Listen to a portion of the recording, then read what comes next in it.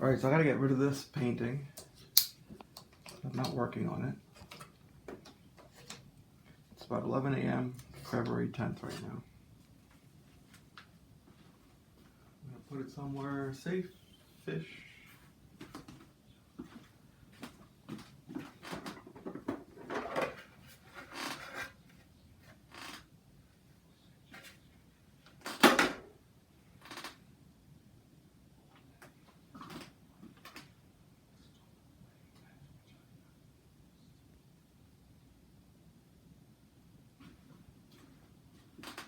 Lately, I've gotten into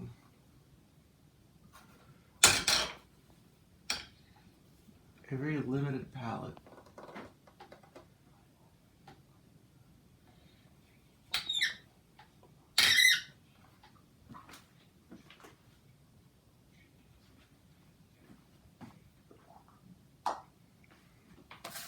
Which I'll talk about in a second, but right now I want to put up my sketchbook.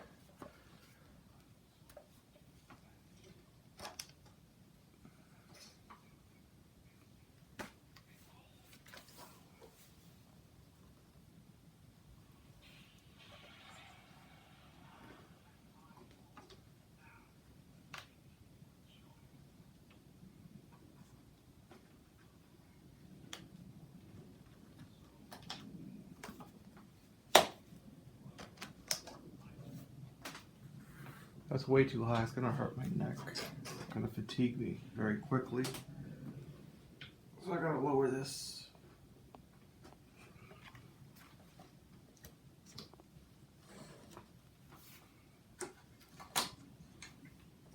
This is a Manfrotto tripod, I guess. Very helpful for holding this parallel palette by David Casson, I think, who makes it. I found it very helpful. It keeps my hands free. Allows me to move quickly, and I need to move quickly.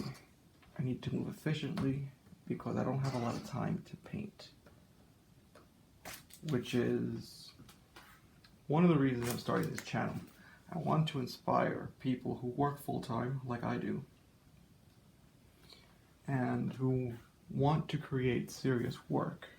People who are not just casual painters or what they call Sunday painters. If I could paint 8 hours a day, I would, but I don't because I need to sleep. And I've got life responsibilities, like a full-time job. And if, hopefully, people seeing me working, creating artwork on a constant basis, and knowing that I work full-time, they too can also find the time, carve out the time to work, to paint.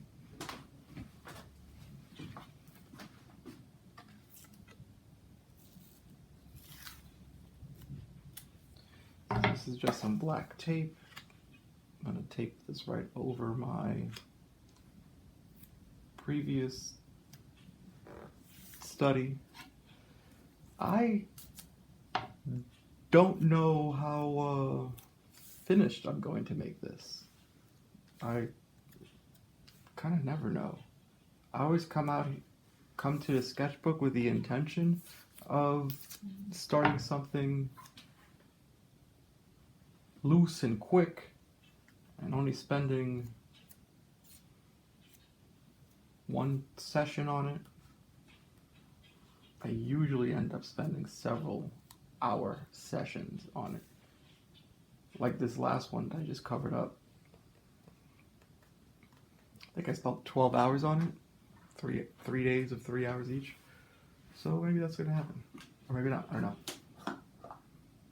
Like for example, if there's beautiful sunlight tomorrow, I'm not going to continue this. I'm going to continue with the cast drawing, the cast painting. Okay, I like the height of this.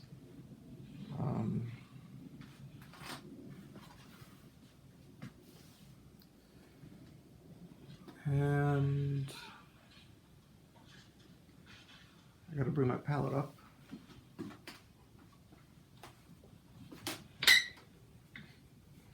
Most people already that I've been watching already have their setup for YouTube production, everything ready to go.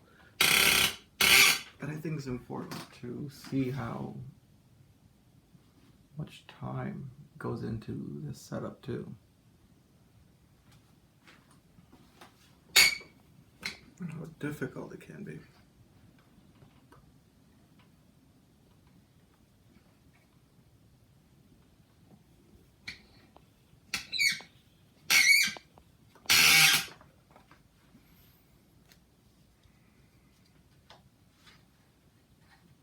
I want to make this higher. I think it's too low.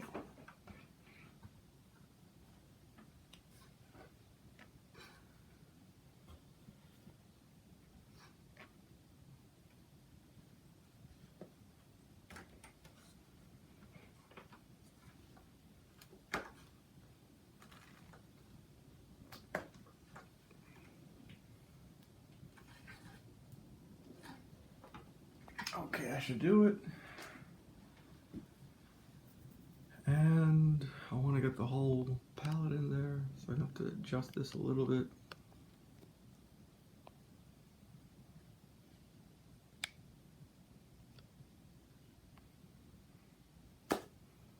Should be it.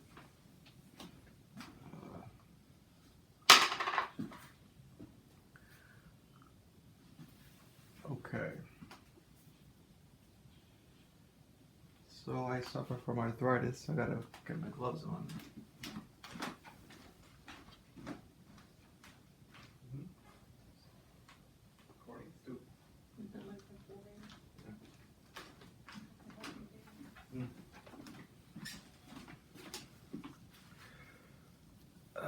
Okay.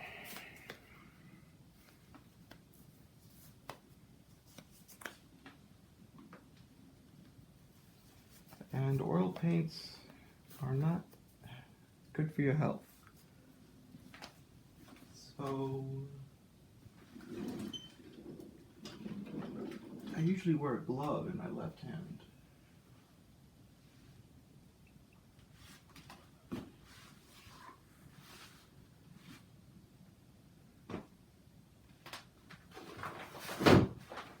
Found it.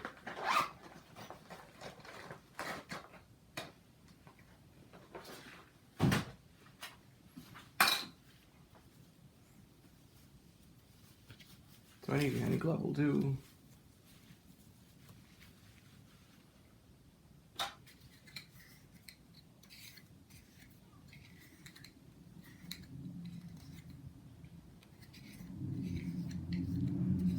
This little palette cup.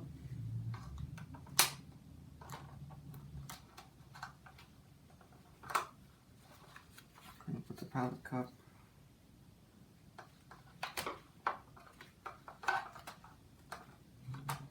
on the palette.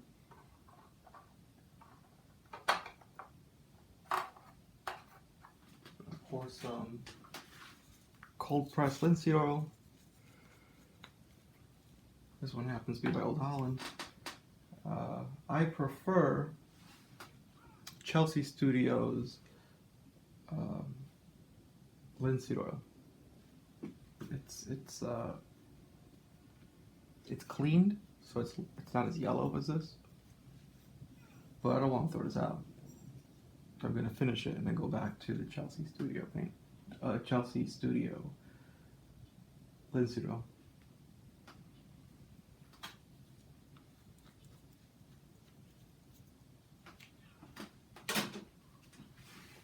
And by cleaning, I mean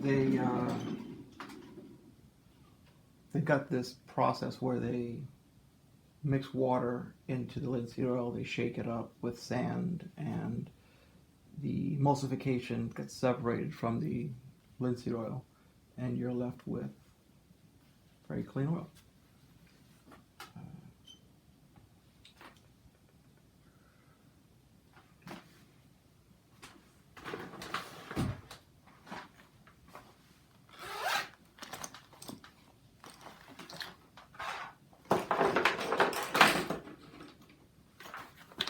recently came back from a trip visiting my parents, which is why everything's not in hand and everything's in a bag, because I was traveling with it.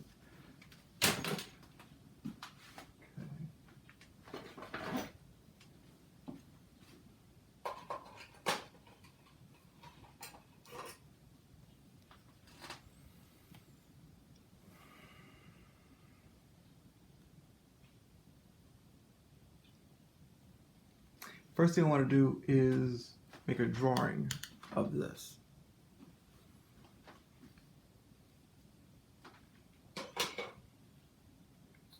I like to start my drawings with burnt umber.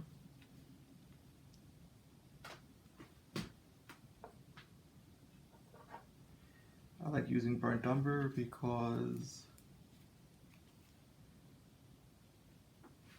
it's an earth tone. So it's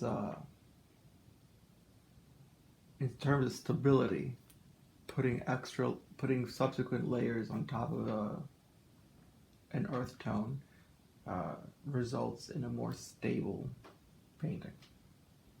It's also fast drying, so it dries quicker than non-fast drying paints. It's also a warm hue, or warm temperature, which naturally looks more attractive than a cooler hue. Humans are just psychologically attracted to warmer colors.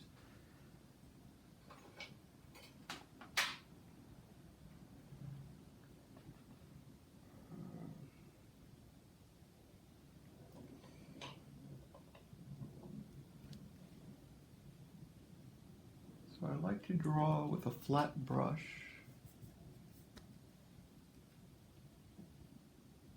Right now I'm deciding the size of the flat brush. This isn't a flat brush, however, it's flattish.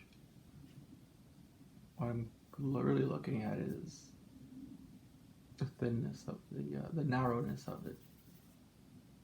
This is a size 2.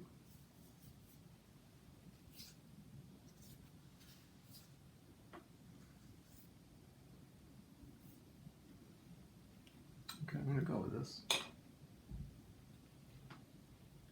And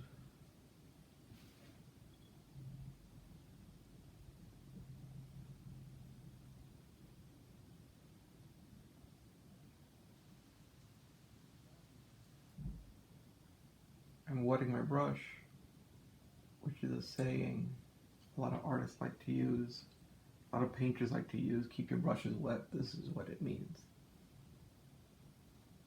Literally keeping your brush wet. So stay working all the time. Figuratively, that's what they're trying to say.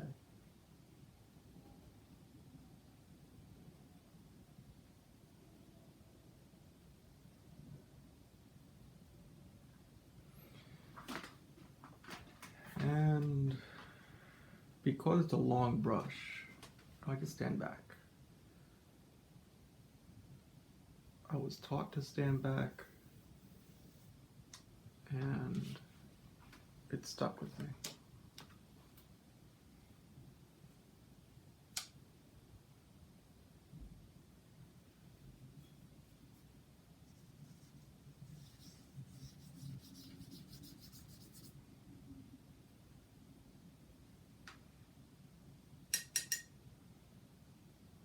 So I'm dipping my brush in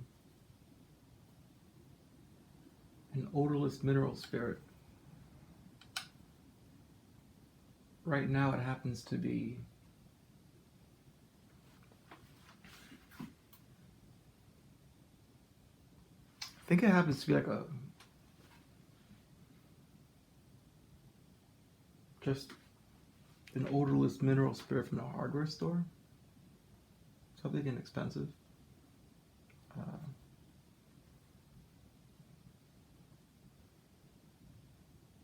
But something like Gamsol works also. I usually use Gamsol, but this hardware store brand was less expensive. That's what I got.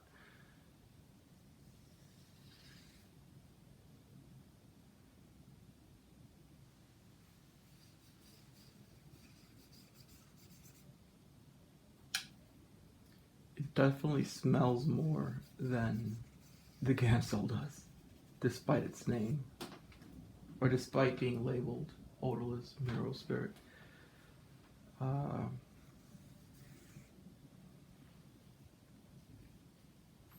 This already looks like it's not the right width. So from that point to this point, I'm going to compare it to this one. It's actually wider. So if I use the inside of it, it's the same width. How did I get that width so quickly prior to measuring it? Is just practice. I've been painting a long time. I don't know. Sometimes I get it, sometimes I don't. Today I got it. Lucky me.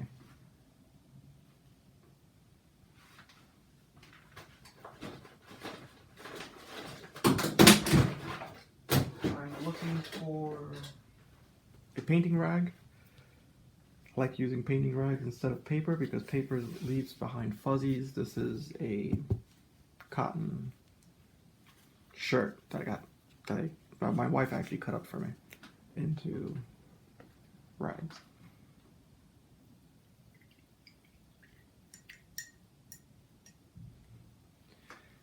And I just wipe it clean like that. Or wipe it dry. First thing I'm going to go for is big shapes. So there are arguably two shapes here. The side of that house and the figure. And there are other shapes, supporting casts. Like this diagonal line here, the horizontal line there of the horizon, and this big tree. I really like this composition. So I think that for today, I'm just going to spend time on getting the composition in and then putting in the color next time that it's a cloudy day.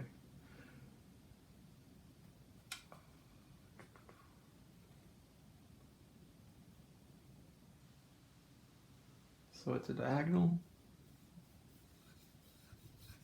onto there, and then I'm looking at this shape here. I'm going to group these buckets with that side of the house.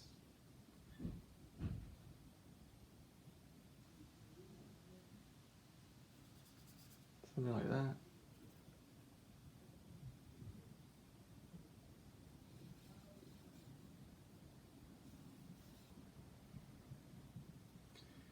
And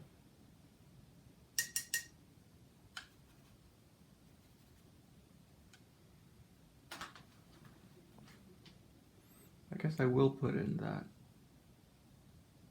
horizontal because it's such a important line. And then that's going to allow me to figure out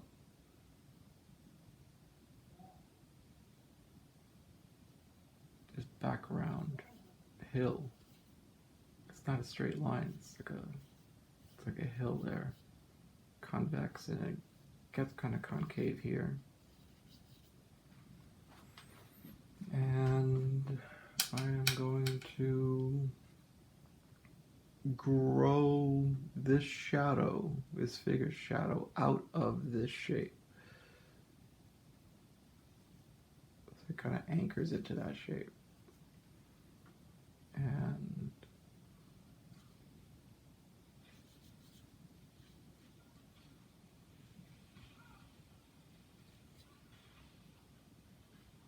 I'll put in the arm somehow like this. I'm out of room. By a lot. The whole thing needs to move over to the left.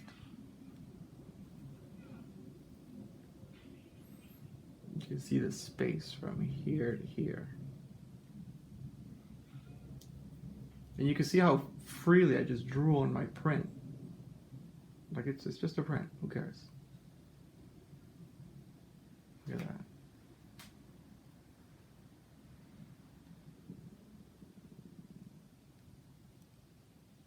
Yeah, okay. So this arm.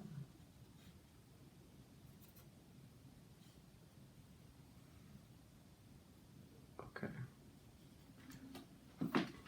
For the sake of this video, I'm telling you it's an arm, but I can't allow myself to think of it as an arm.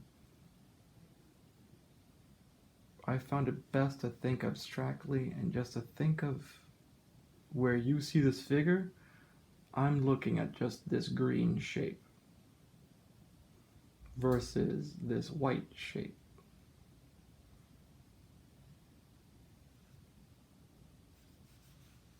I can't allow myself to think of it as a hip and thigh. I'm just thinking this is a contrast between the white shape and the green shape.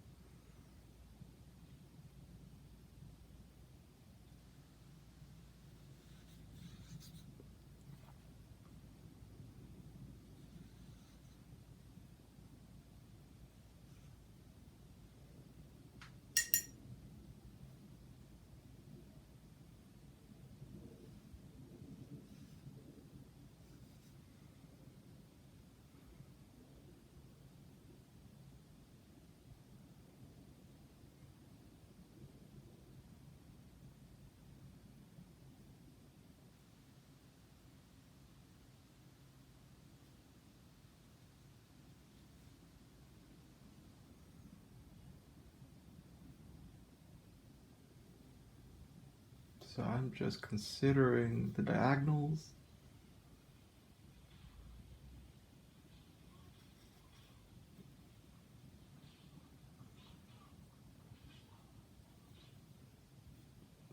Big shapes.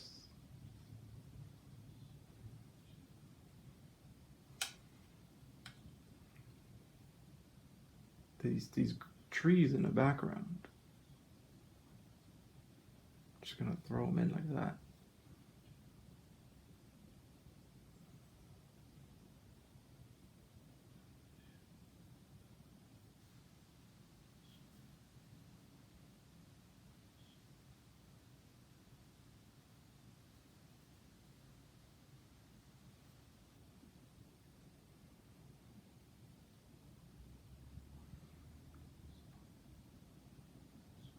And there's a tree in here that goes from this hill that I put in earlier. And as you can see, I'm using the width of the brush to really draw it in there. I'm not concerned with the outline, really. Concerned with the overall impression of this tree.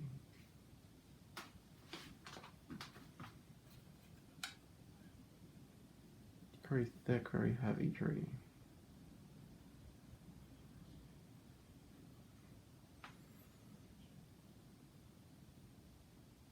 And that allows me to see something.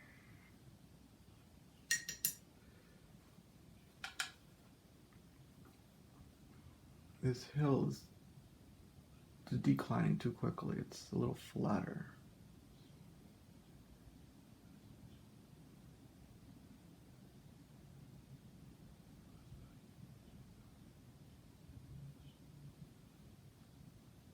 Look at that.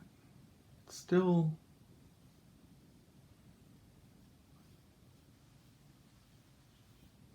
convex, and then it still doesn't turn concave, it just flattens out here.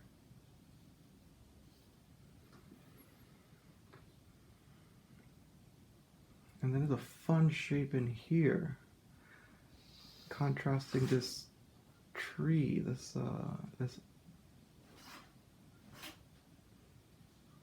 it's a small shape. This goes like this. then up. And I could think, hey, this is the left side of her hip. I don't care about the hip. I care about the line that the hip is making.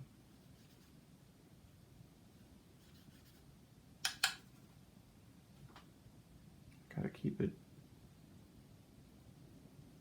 abstract.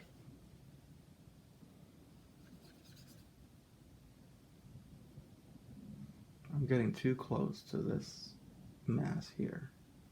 I'm all the way over here in my rendition of it. No good. I gotta move over here.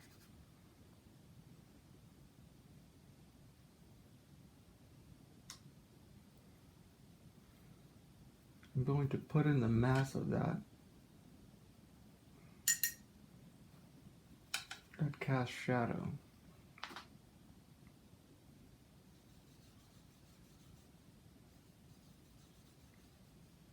Similar thinking I had with the mass of the tree trunk. And that allows me to quickly see how much space the bottom of this diagonal is taking, which is the bottom of the dress that goes into the shoes.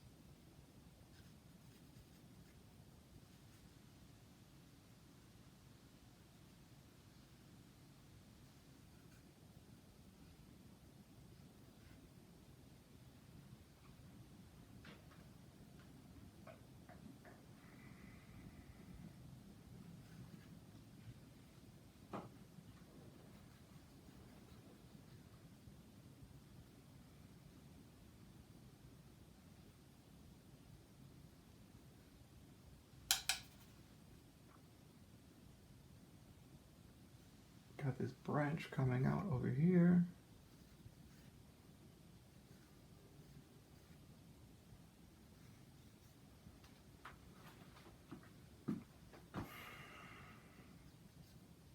Versus the diagonal of this white shape here.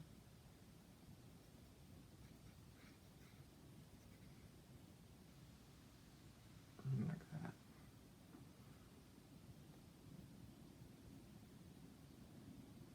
So this is a really big mess right now, which I'm okay with. I've been doing this long enough where I trust the process.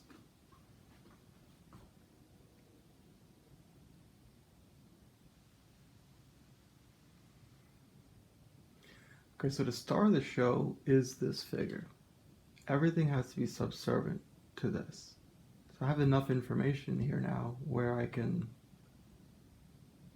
sacrifice the exactness of the background in order to portray the exactness of the figure. If I were making an exact replica of this print, I wouldn't be following that advice. I would want to make it exactly everything to the point. But what attracted me most to this print was the trumpet player, which is why I'm going to sacrifice the background for making the trumpet player look more readable.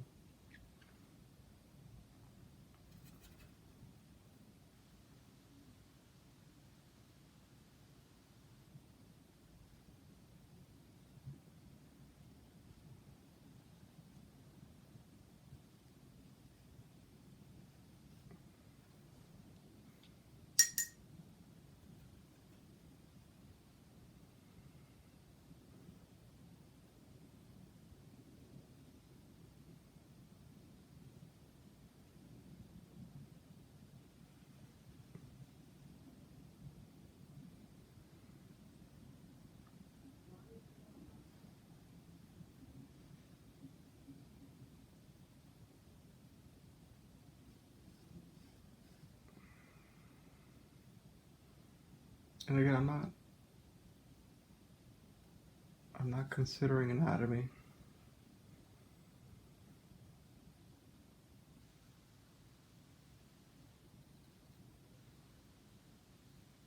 I'm just thinking shapes. I'm just thinking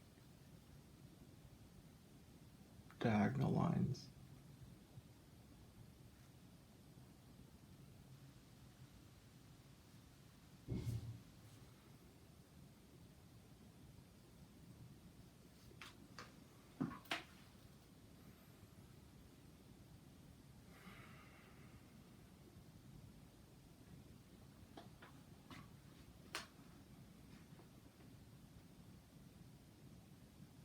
Okay, I'm going to switch brush sizes, something a little more substantial.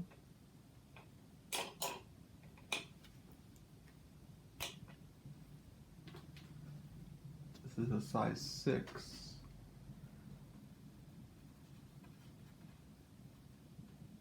And this whole time, I don't know if you can't see this, but I'm dipping my brush in here.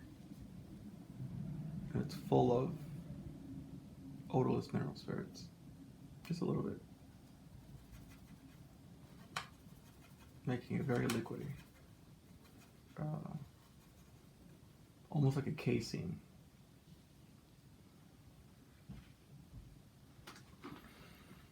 And I'm going to put in the mass of the what you have as what you're looking at as leaves. But really what I'm thinking is I want to separate the dark from the light. So this is very dark here, and this is very light here. So I want to preserve that darkness.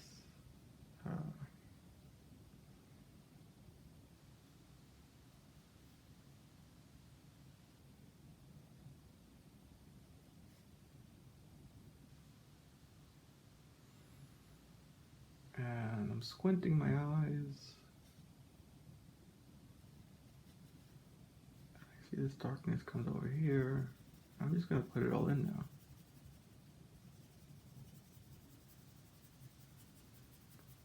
The end result's going to be a posterization of the print. So a highly keyed to dark and a very contrasty image. It's just going to be light versus dark.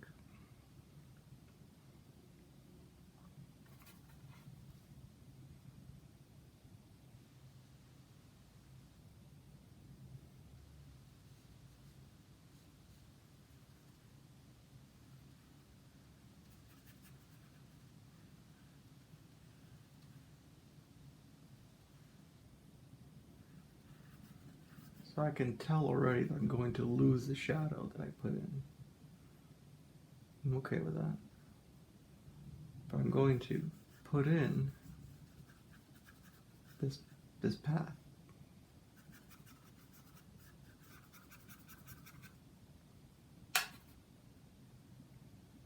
And there really isn't a right way or wrong way to do this.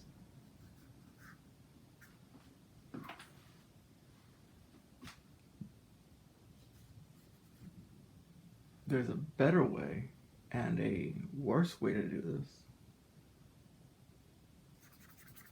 And I'm hoping that this is the better way to do this.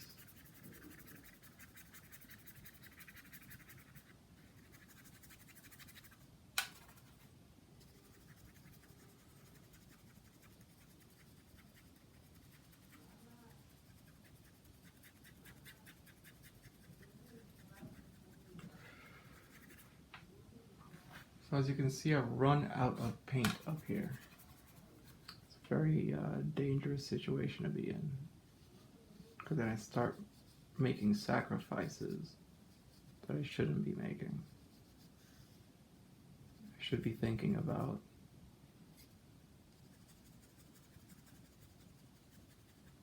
this image. Instead I'm thinking, oh, let me not how do I extend the material? So as soon as you see this happening, I see it happening. I gotta put some more paint down.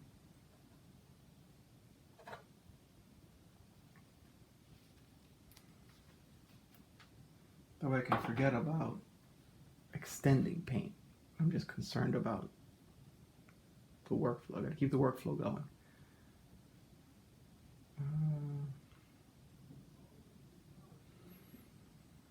So that's my posterization of what's happening here.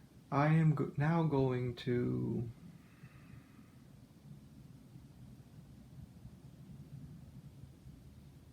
make a much lighter version of this by wetting it a lot. So more water than I've been using before, more mineral spirit. So you see how runny it is now, where it came to the bottom of this tray? That's what I want to use. And I basically want to stain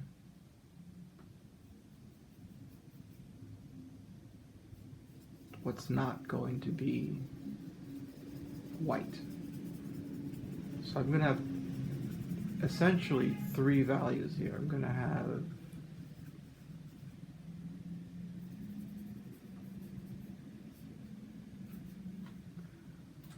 a dark, a middle, and a light. That's my middle.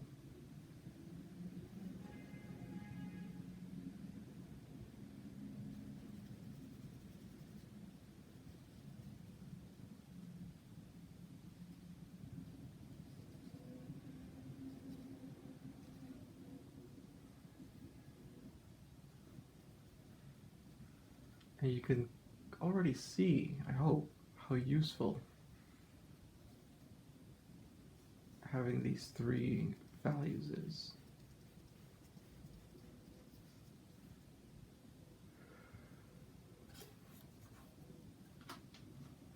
So my first concern was the brightest, which was the figure, because it happens to be a white cloth,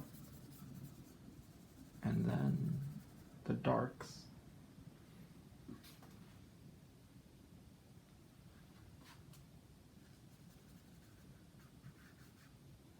Okay. Now I can, if I chose, bring the darkness of the figure into the middle tone, this middle valley, which I am going to do.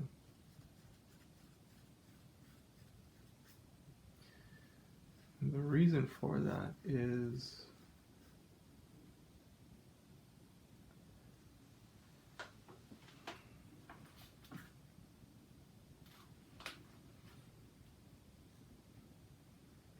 I gotta train myself to see as a painter, and painters kind of see the world as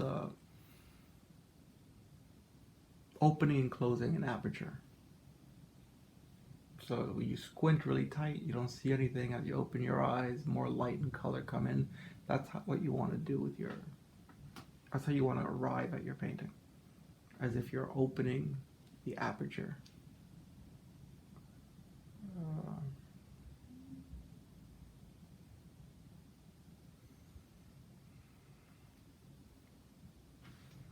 Something I've found very helpful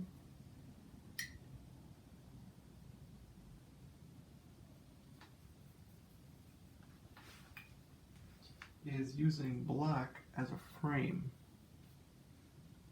It's why I use black tape.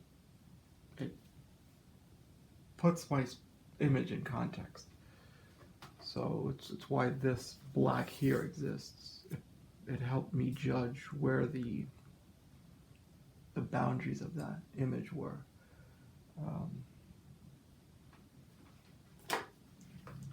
A fast drawing black is Mars Black. This one happens to be by Gamblin. So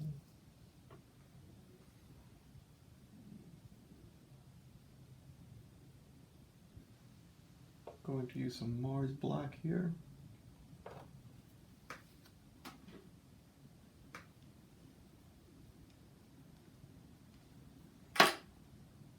And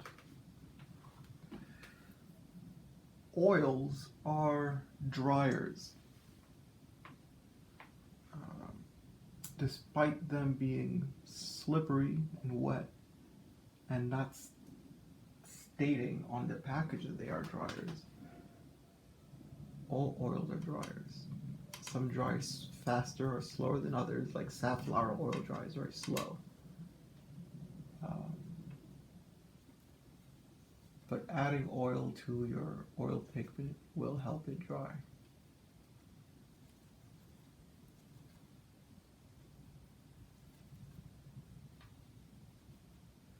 Which is why I'm adding oil to this Mars Black.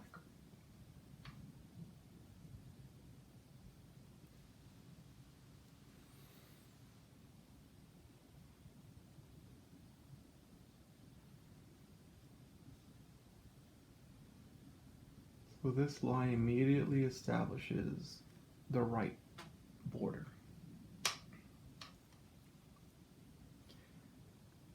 And now I'm going to add the bottom boundary.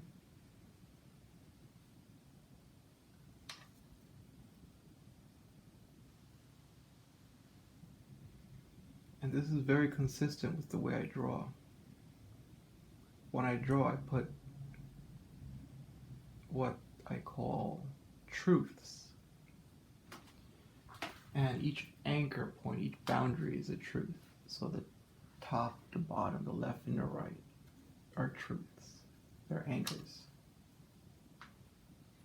I know I cannot go beyond that point. It's reliable. I count on it. I measure against it.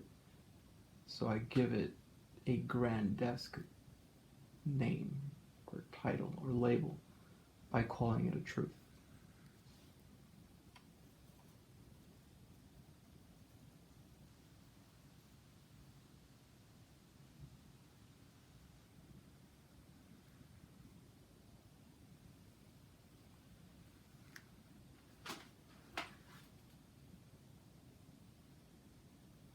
So I think you could see immediately how it's like aesthetically this looks nicer having this frame.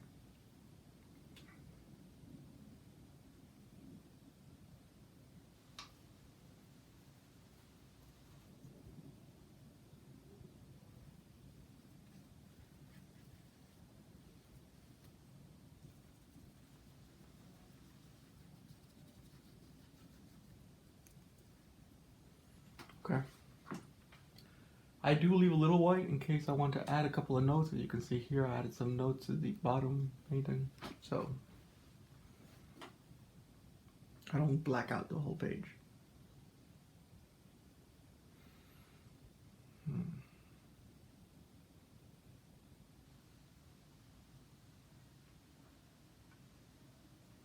You know what? I think I am gonna put some paint into this, some color into this.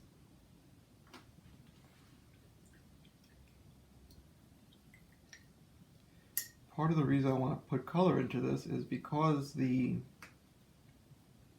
paper has not been prepared. It's very dry, it's very absorbent. So I don't like to work on dry, absorbent surfaces. I like to work on a semi-slick surface, not too slick, because then the paint just doesn't adhere well, slides around too much. But if I can work on a layer that already has paint, it makes the workflow easier. So thinking of that and preparing myself for the next layer, I'm going to invest the time and the effort into adding some color now, knowing that when it dries, it's going to be much more pleasurable to work on.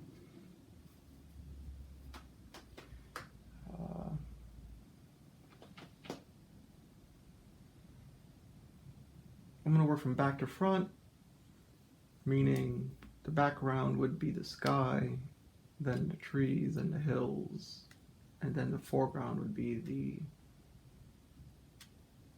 the house and the figure.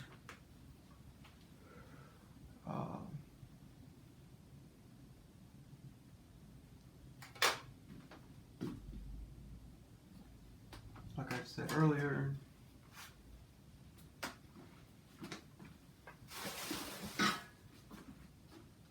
I've been working with a limited palette lately.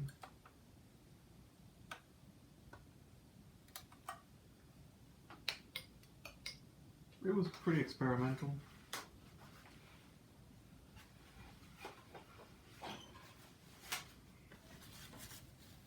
It's pretty much a very bright yellow, a bright magenta, and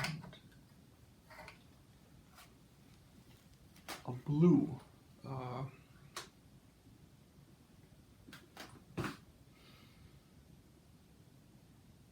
Haven't really decided if I want to use a blue or a black instead of the blue.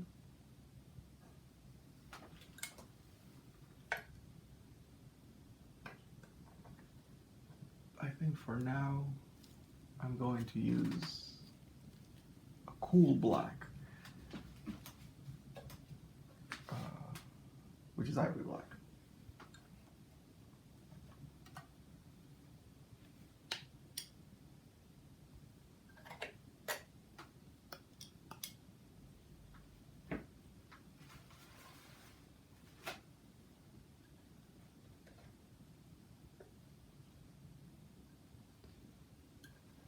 I don't remember what yellow that is.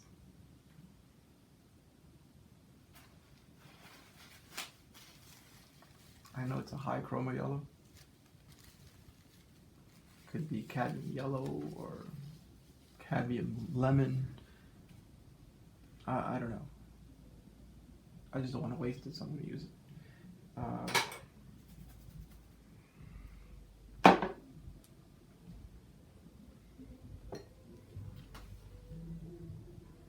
I was using lead white for a while. This guy here. But it fell out of favor. It's like, for me, I just wasn't enjoying the workflow with it. It wasn't bright enough. So now I'm using quick dry white.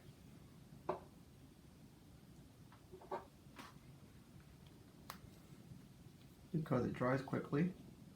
It's usually dry by the next day. What I don't like about it is that it contains zinc. But like I said, because I'm working on my sketchbook and I don't care about it being archival, I'm okay with using this on my sketchbook.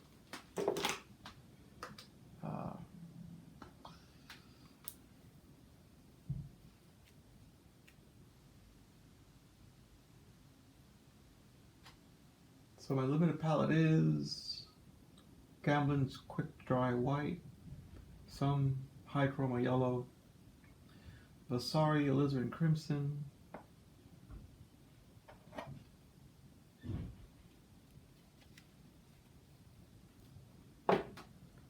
and Michael Harding's Ivory Black.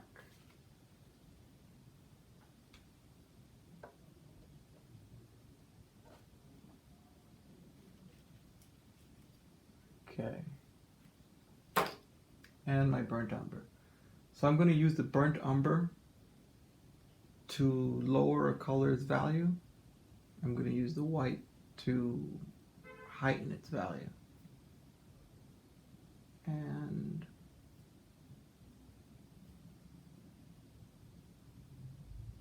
I'll mix the colors together to neutralize each other.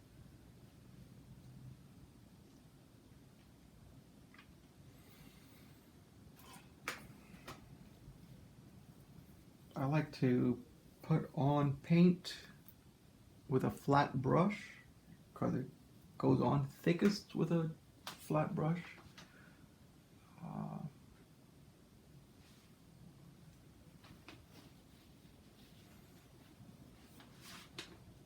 And again, I'm starting from light to dark. So let's get the sky in.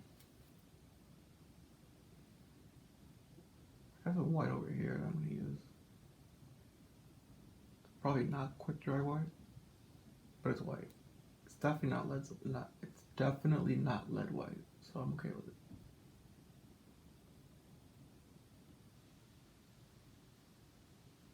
Okay, it's not enough white.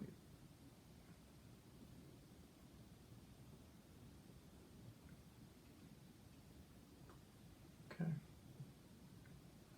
Quick tip: do not clean your brush on your rag without first,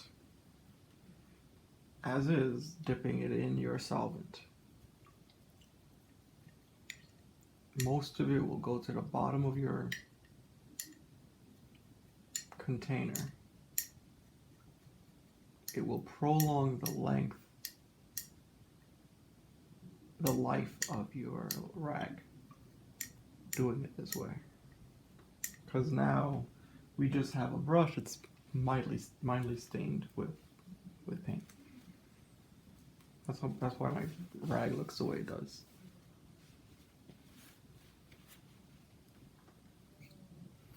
Okay.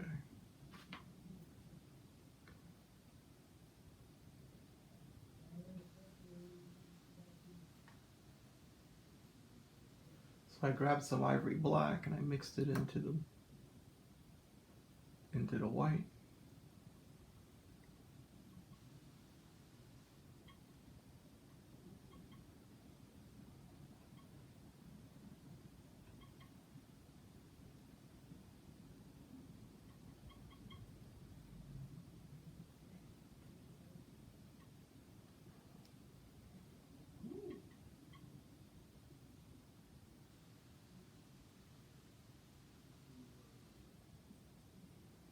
It's very stiff, so I'm going to add a little linseed oil to it.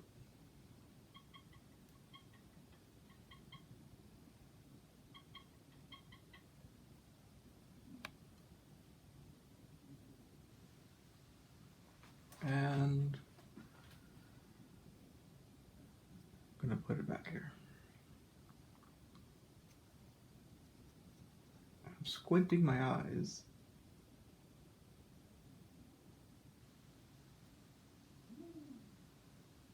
And I'm looking at how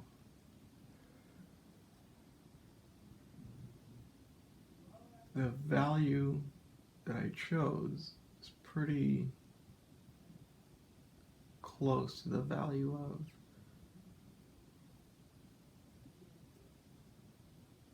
this print.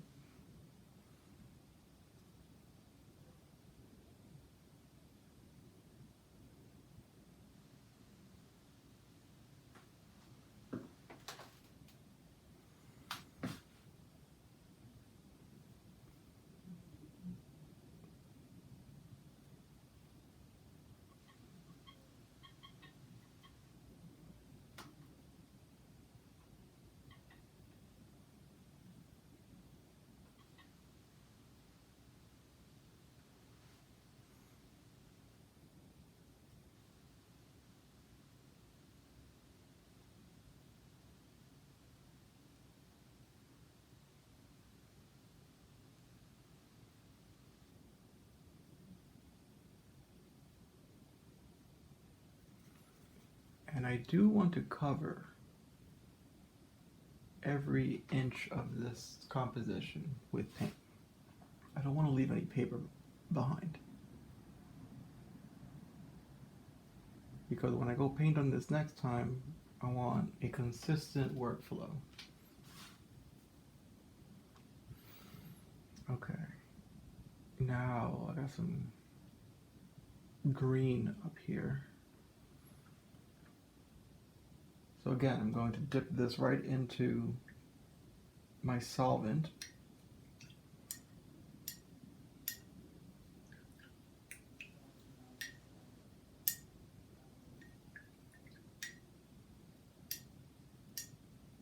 So what I come out with is this, and I'm going to dry this with my rag, which is why I wear gloves so I don't get any solvent on my fingertips.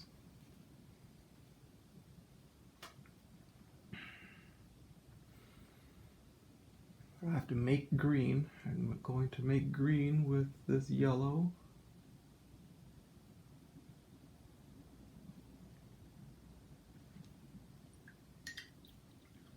I'm going to take the yellow off of the brush so I don't contaminate the black. Dry it on my rag. Get a little bit of black. Mix it into the yellow.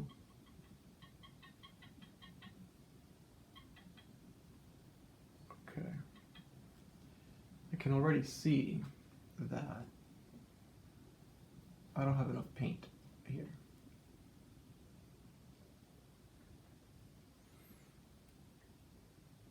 So I'm going to add Gamblin's Cadmium Yellow Medium to this yellow here. Very different yellow.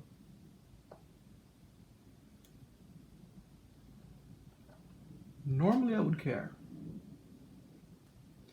but because this is a gender painting right now, and this is a fast painting, I don't care.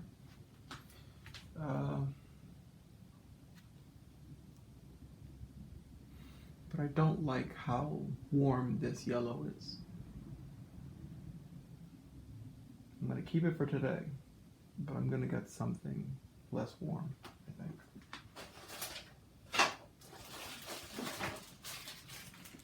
Look at this one. This is Cadmium Yellow Lemon by Old Holland. Yeah.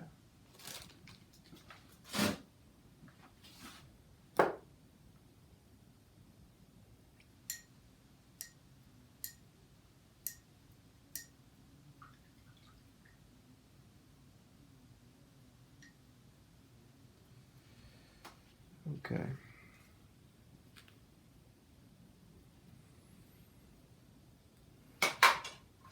I'm going to take this yellow off.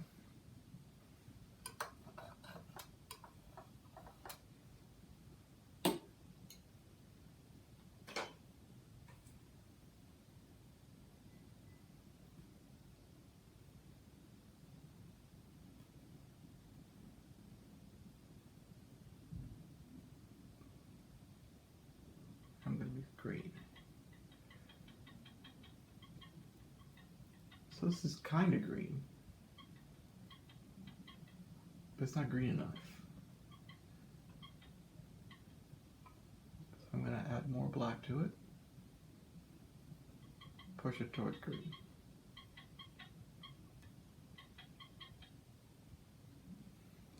Feels very stiff, so I'm going to add some linseed oil to this.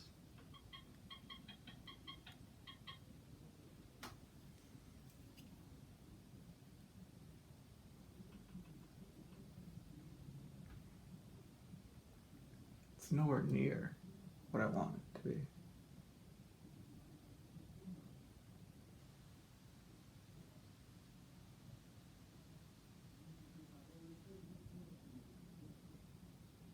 This is closer here.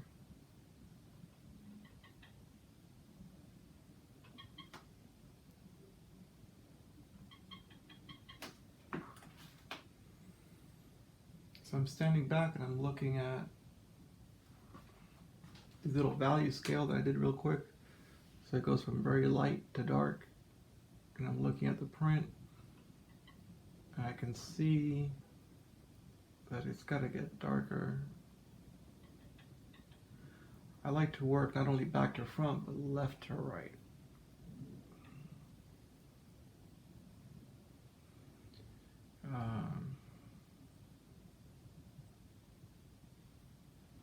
That's not a hardened rule. I'll work anywhere I can. But right now I feel like working left to right. Okay, this is still stiff. I'm gonna add more linseed oil to it.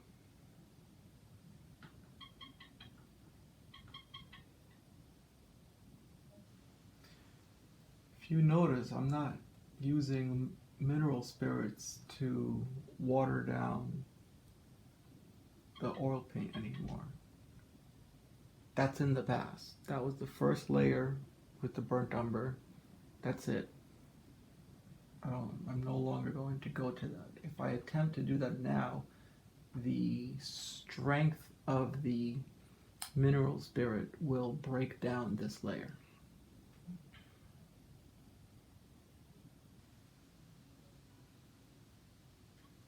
Okay. So I'm squinting and I'm gonna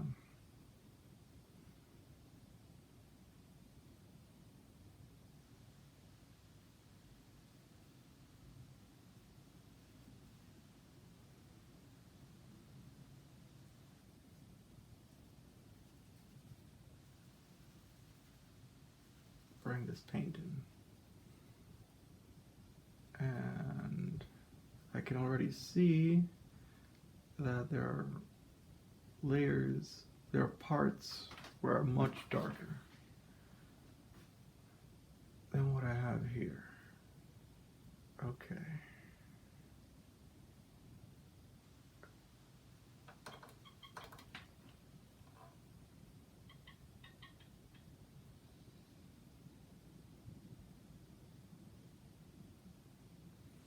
So every time I dip into the linseed oil, know that it's because I feel the paint is too stiff. The stiffness is coming from the ivory black.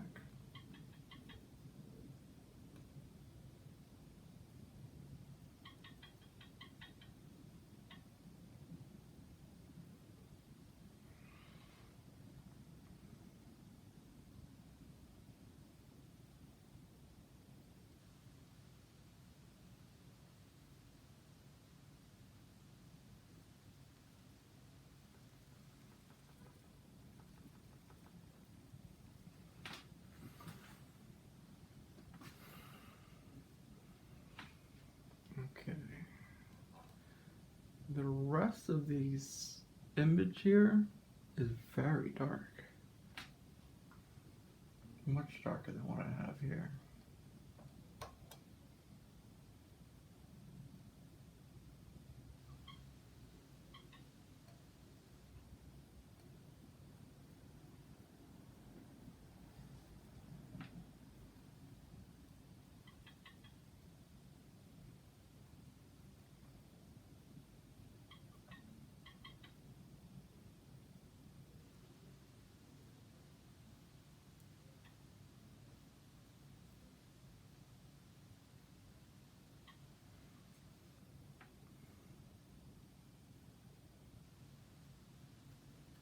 Okay, I'm happy with that.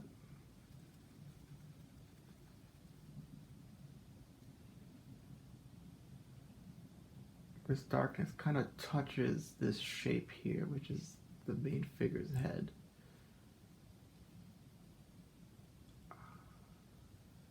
It's nice because now I'm noticing that the trumpet is playing into the shapes, almost like the sky in the background, where the sound coming out of the trumpet,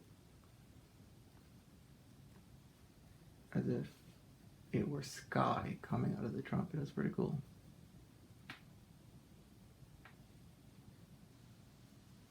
I don't think that's a discovery I would have had if I had not attempted this copy. Okay, so really quickly, before I forget, it's really important to soften edges as you go.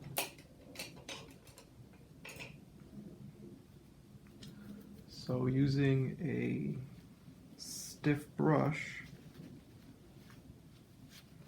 the stiff bristle brush, I am going to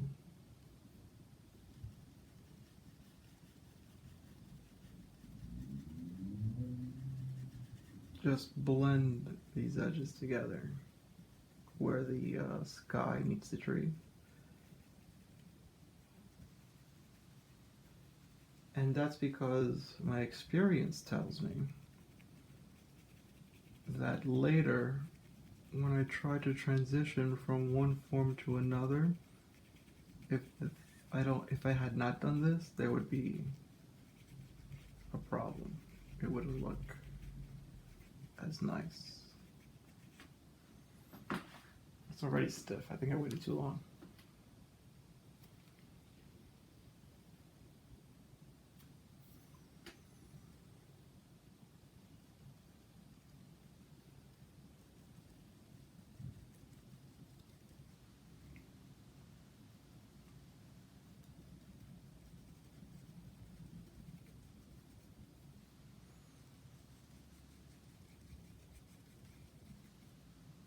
Kind of making everything blurry looking, in a way.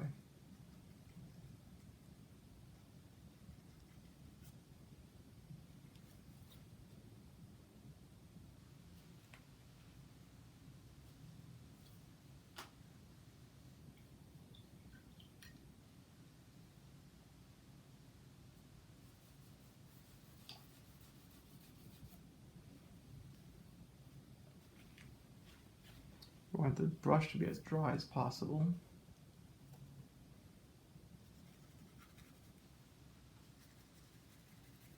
You want to blur those edges.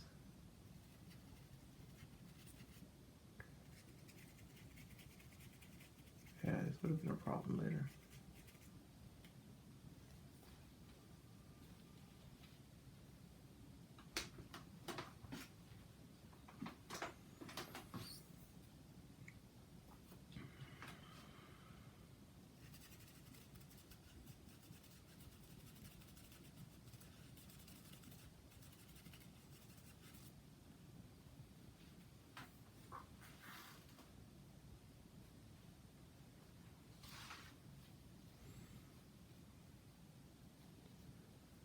Okay, I'm going to move into the house real quick on the left.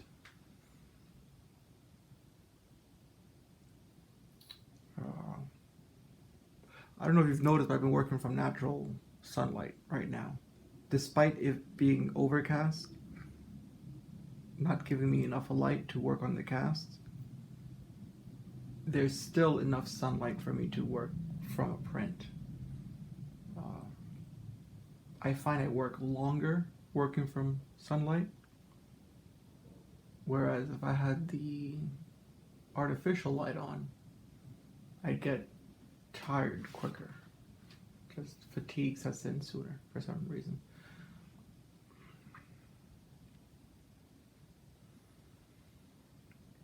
Okay.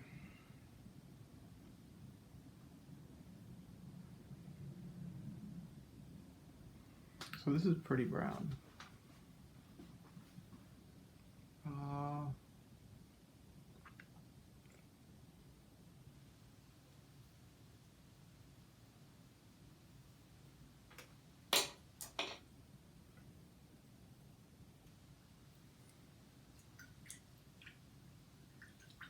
gonna clean my brush real quick.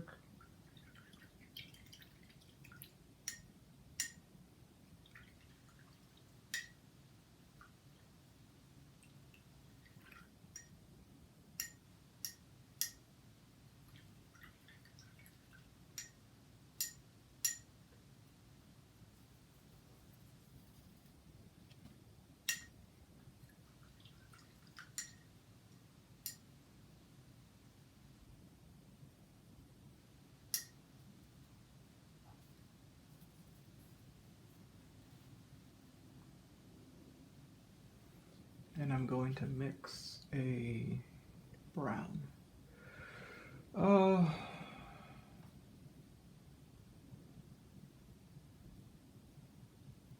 Lots of yellow, some burnt umber,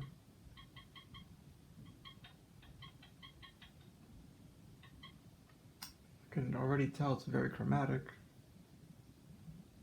More burnt umber. This yellow is very stiff.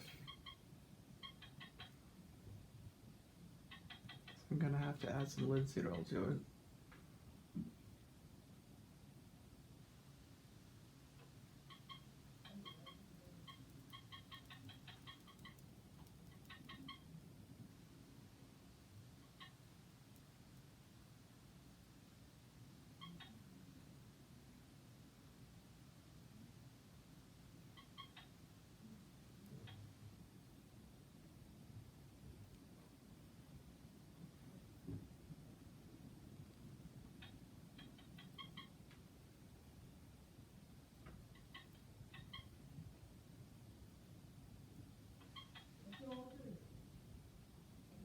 Okay, so this here is a color closer to what I'm looking for, but it's the wrong value, and it's not enough of it. So I'm going to grab all the brown,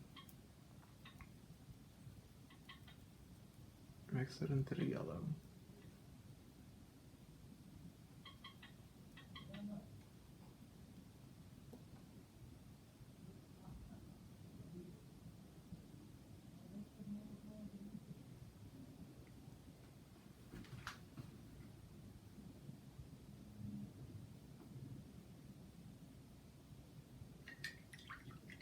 Clean my brush, and then dip it into the white, and try to get that value.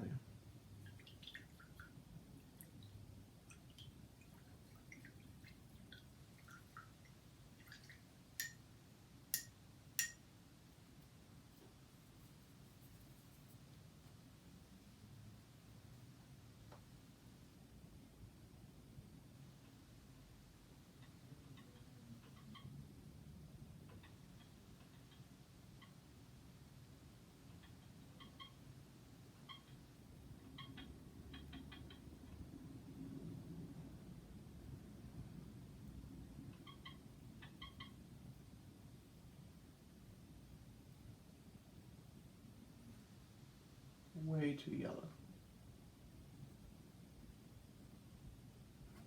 And I am out of brown.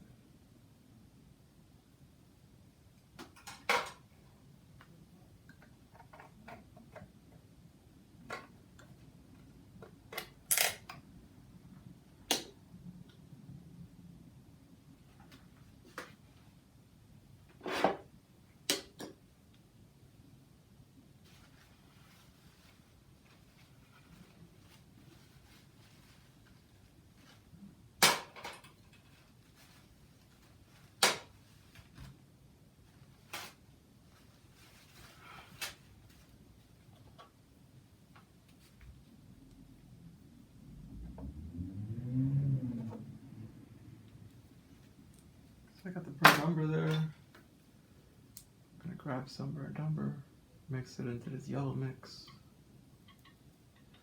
which I had already discovered is too yellow. I'm gonna grab a little more, not enough, a little more.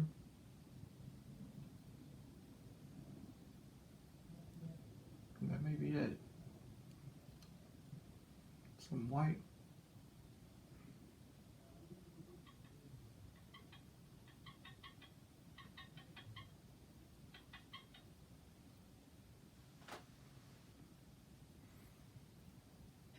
A little more white.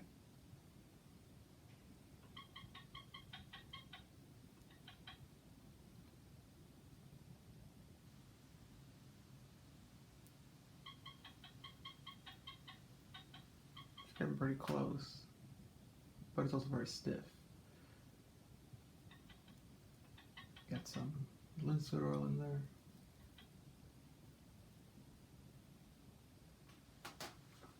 I'll put it right on top of that. Wrong value. Still too yellow. And too chromatic.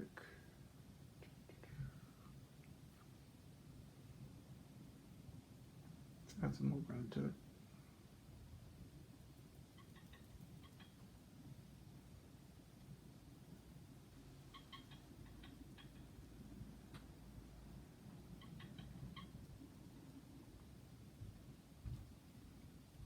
So I know that this was not brown enough.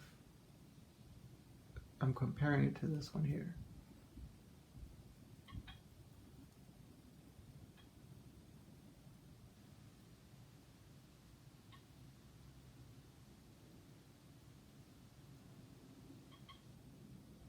Let's see what happens. Okay. It's getting there. It's still too brown and still too chromatic. Going to lower the chroma by introducing black to it. Very little bit of black.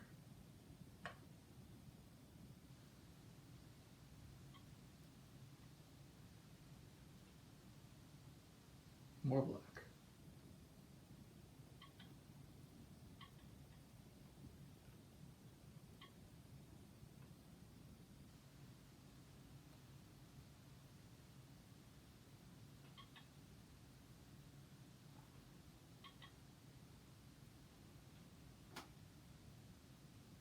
Look at that. Looks okay.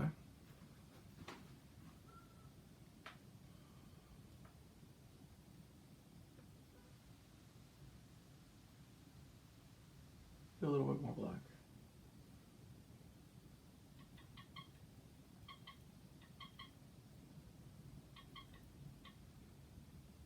And I'm gonna add more linseed oil to it.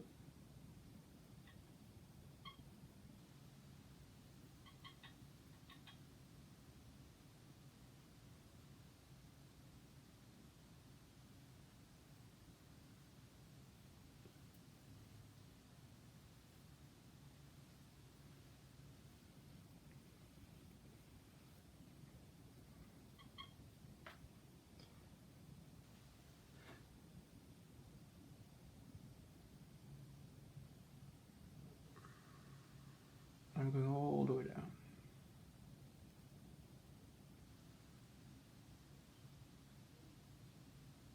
Or maybe not. I can see that it's much darker in that corner. So I'm going to put that darkness in that corner. And then I can see it's lighter as it goes to the right.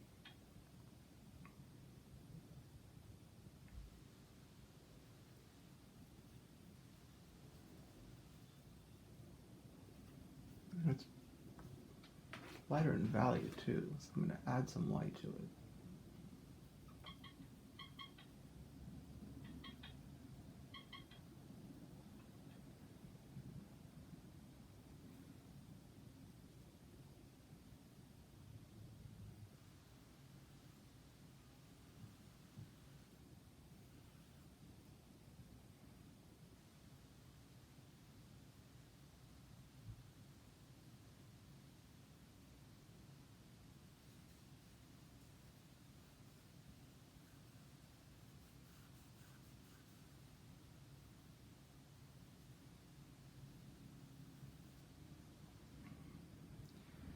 It gets a little reddish in here.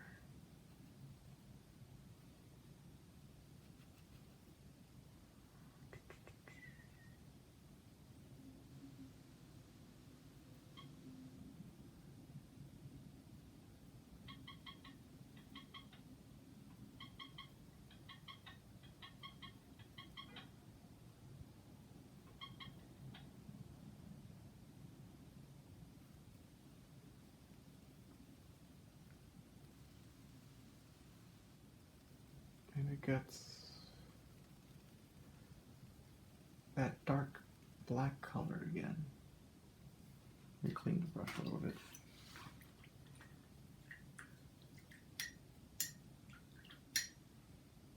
And basically what's happening is I'm being very neutral. No, not neutral. I'm being very fluid with my color choices.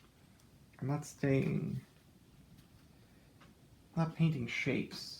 I'm not saying this is a red shape, this is a blue shape. No, I'm moving with the print. So the print gets blacker there, so I'm gonna grab some black. Yeah, that's what I'm gonna do. Not black enough.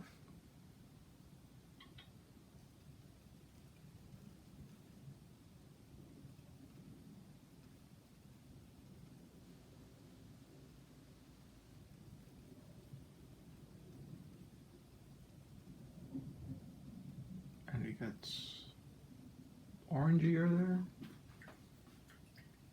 So So I'm going to move down and make it more orange.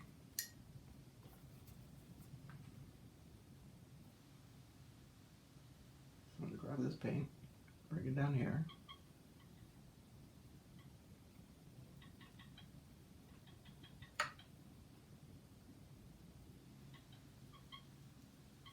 And introduce this warmer hue here. And it's much lighter in value than what I got going on. So I'm going to add some white to it. Heighten the value. And bring that value in.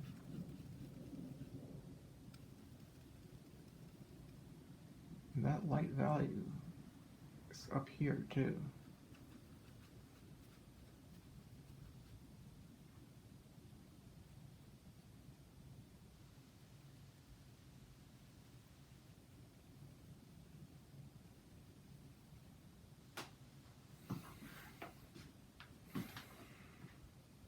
And this is much lighter in value and kind of red. No, not red, yellowish.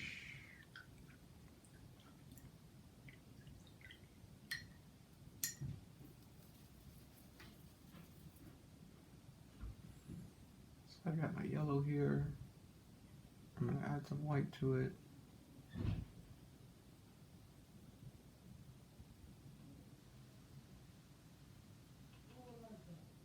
Add some brown to it. Some burnt umber.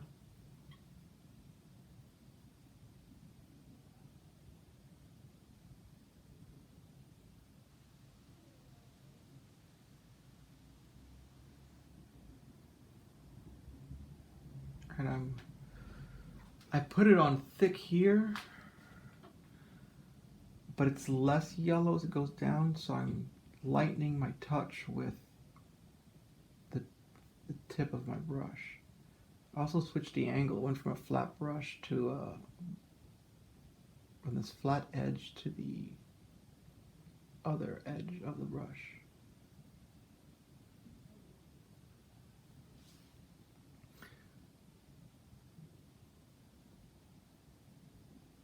Okay. It is time for me to get my stiff brush and soften some edges.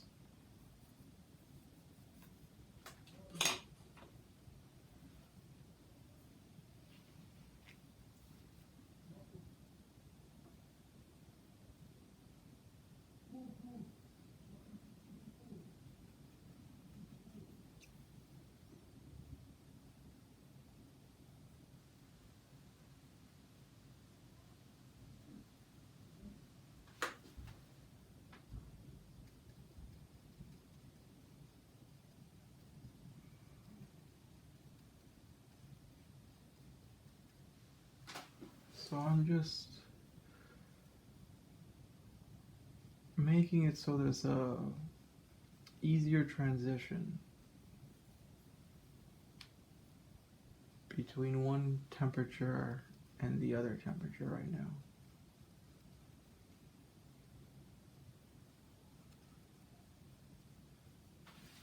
Sometimes I'm scrubbing, sometimes I'm pushing, sometimes I'm pulling.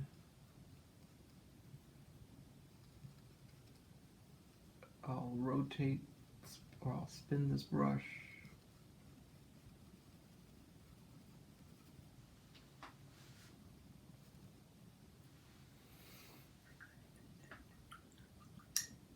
I just took the paint off the brush with solvent, and now I gotta dry this brush.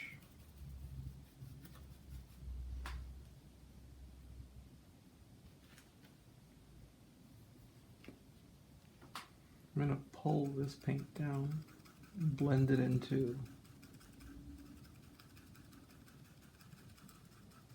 the previous layer. Kind of just disappears.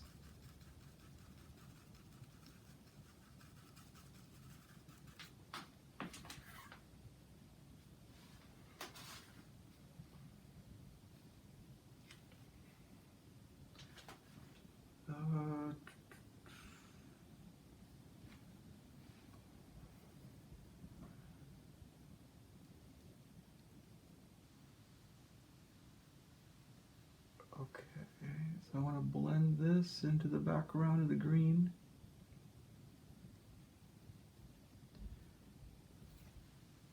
I'm going to blend this into the background of the blue.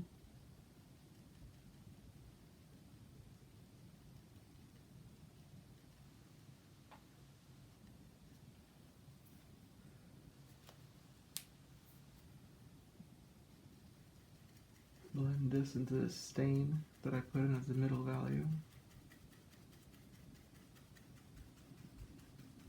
And then the dark value.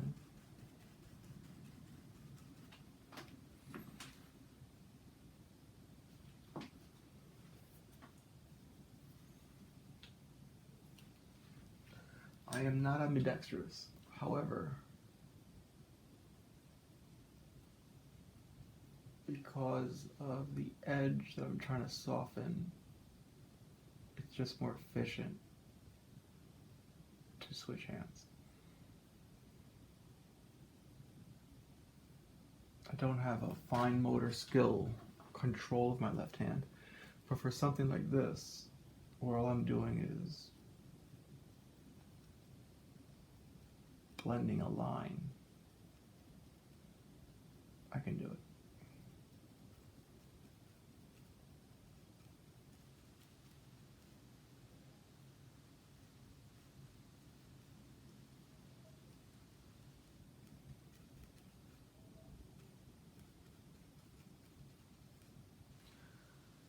Okay.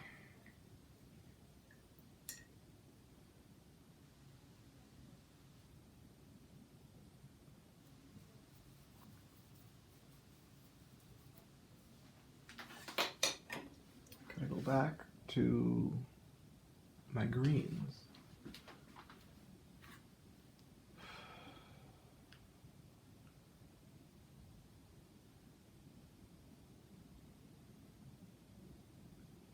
So these greens are too chromatic for what I gotta put in here.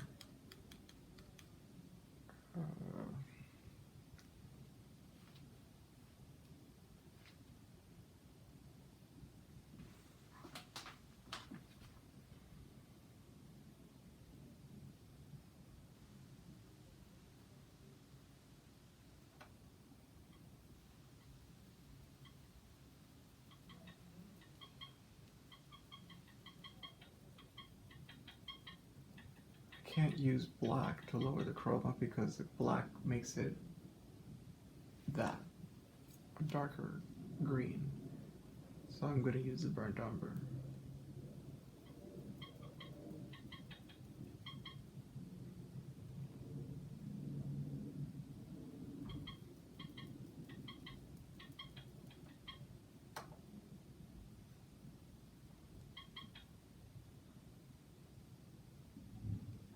It's getting stiff, so I'm going to add some linseed to it.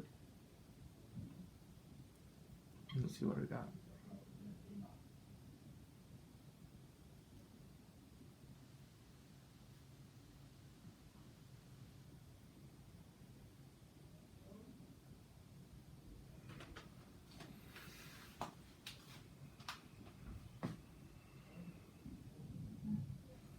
I don't think it's green enough. I'm going to add the yellow to it.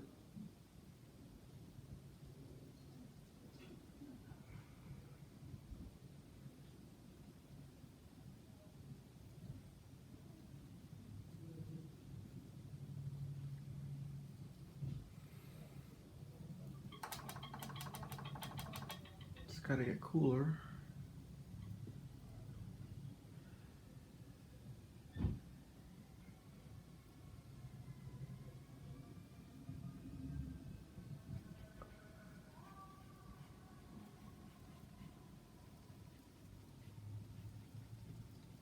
Okay.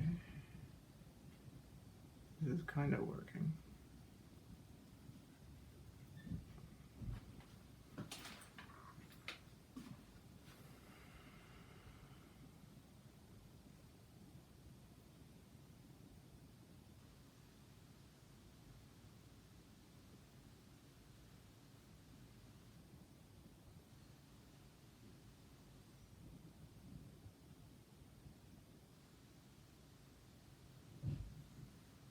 needs white. That's what it needs.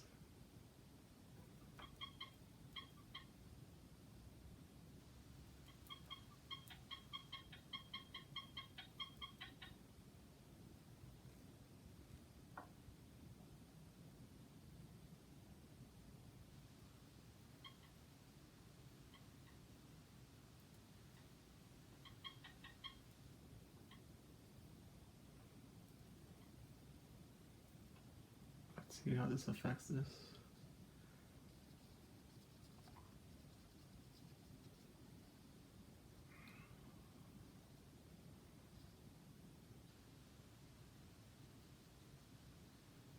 So I'm kind of just scrubbing very lightly this lighter value of green onto it. Because the initial one I put down was just too dark.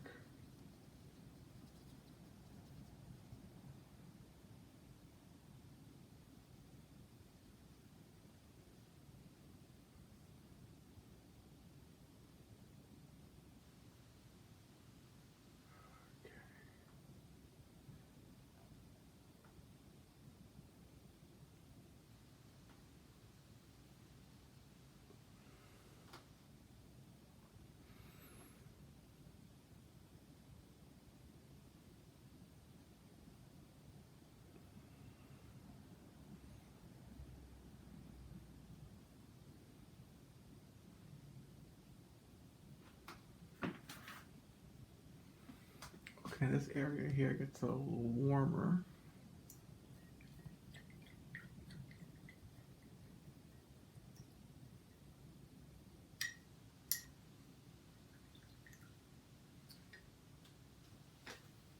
See, initially I said I like to work back to front, but here I broke my own rule, which is why you gotta be fluid.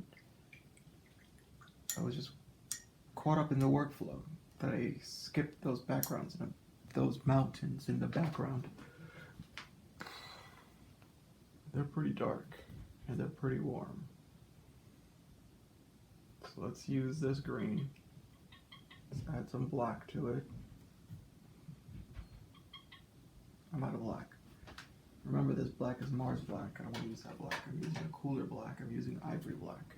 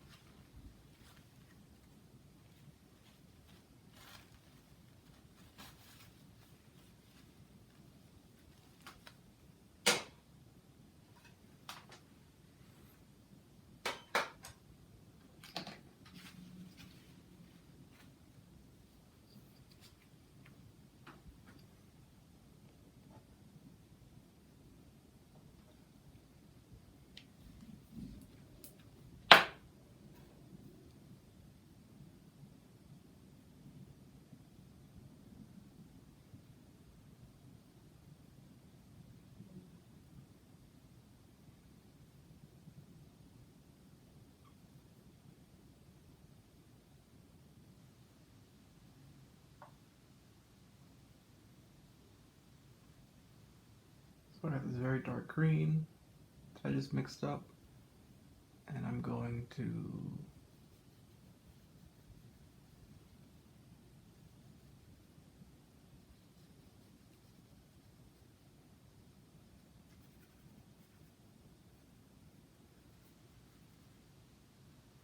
paint the shape of this hill.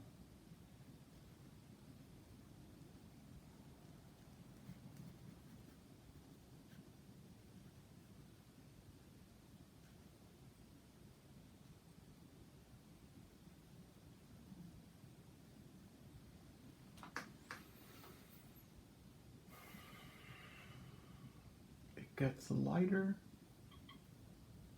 as it goes up to the sky.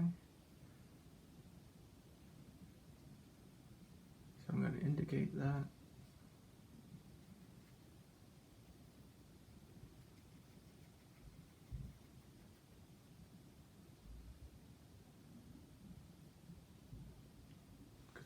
warm over here too.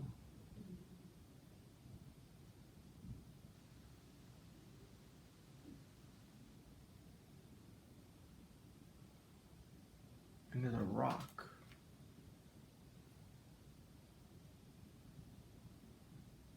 Right there. That I want to put in.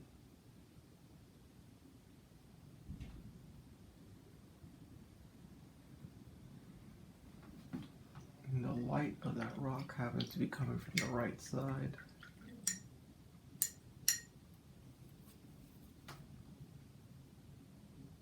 It's lighter in value, higher in chroma.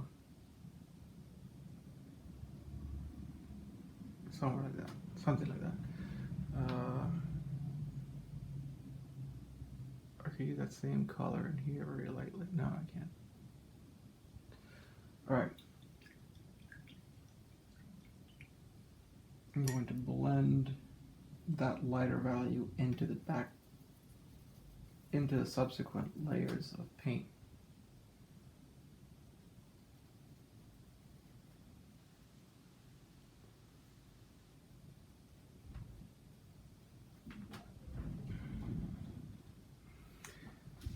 And I'm going to ignore this.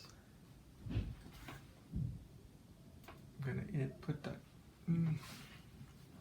No, I'm going to stick to my rule of thumb, working back to front. I'm going to put that tree in. That tree is pretty black.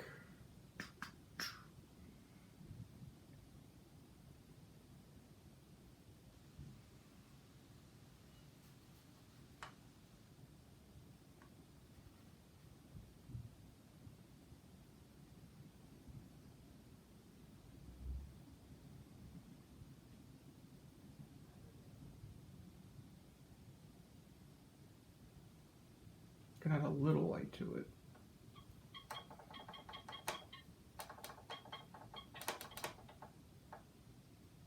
I need more paint. So it's black. I'm going to add some burnt umber to it. It's still not the right value. I'm going to add a little bit of white to it. Okay, so this is no longer pure black. This is something close to black. Just like that's close to black, but it's not black.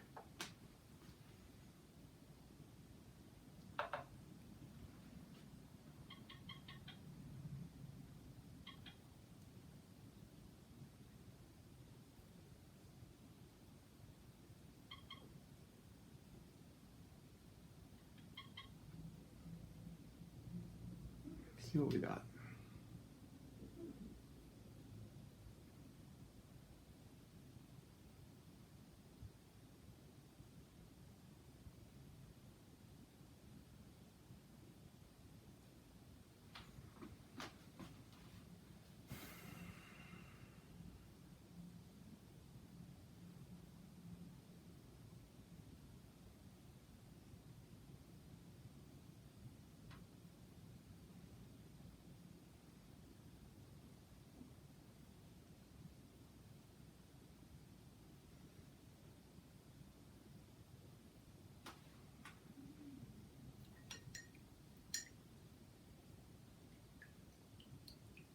Okay, what I have is an opportunity to blend these colors, these layers, into each other before they get stiffer.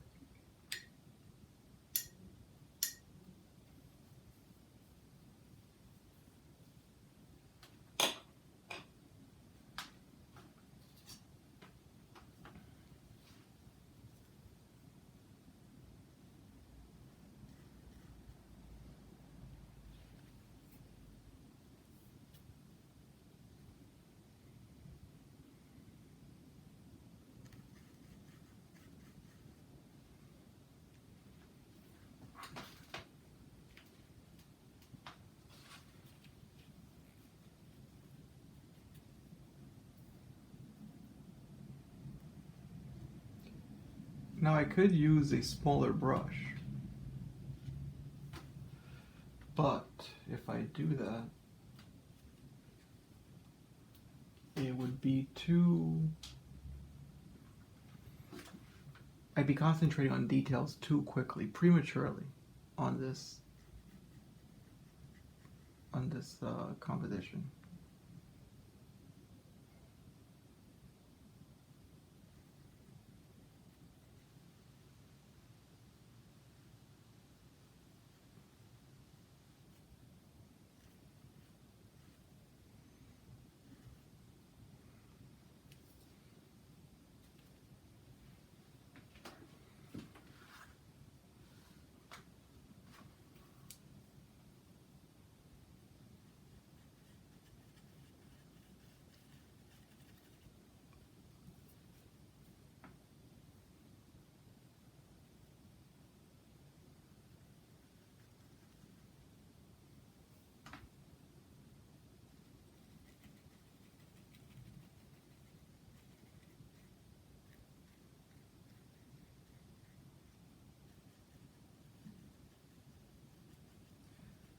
And I am just softening these edges.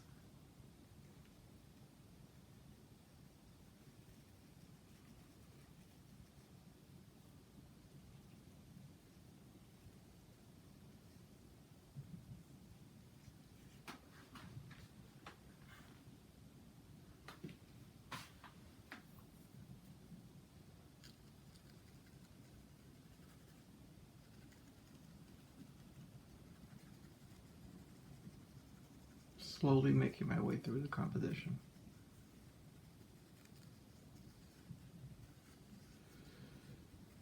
So you can hear by my labored breathing and my sighing that this is work.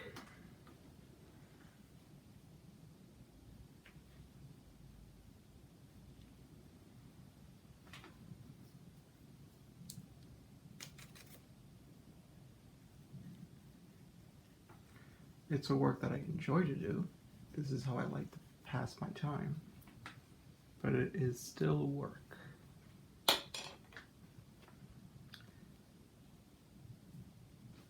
so that's pretty green there.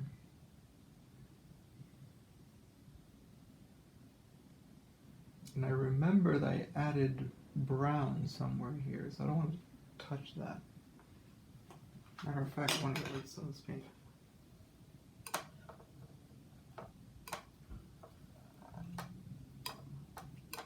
I know it has brown. I don't know what part has brown.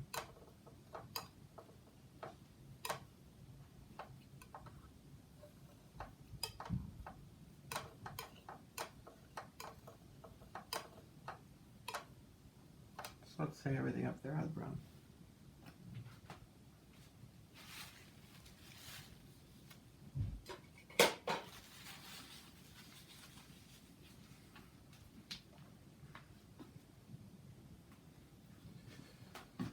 I'm going to add, I'm going to start with black, because it's so dark. I'm going to add a little yellow to it. I hate this yellow.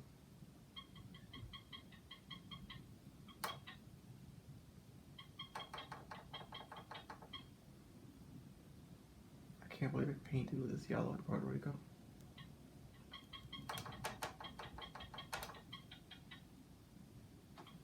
It's just really warm.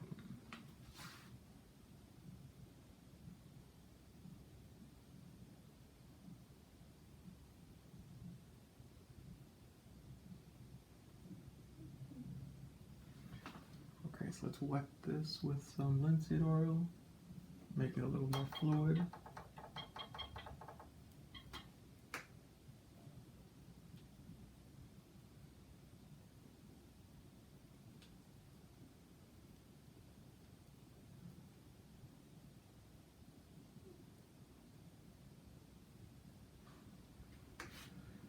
See what we got.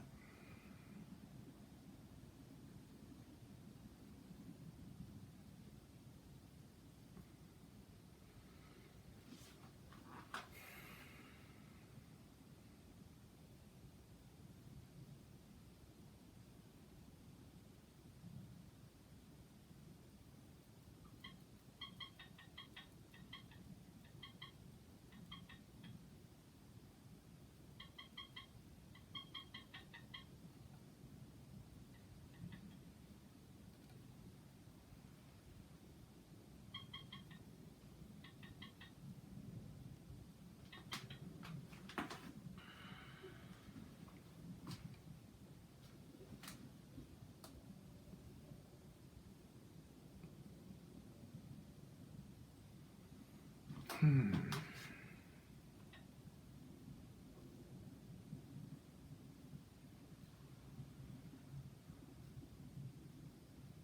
so this is better value here.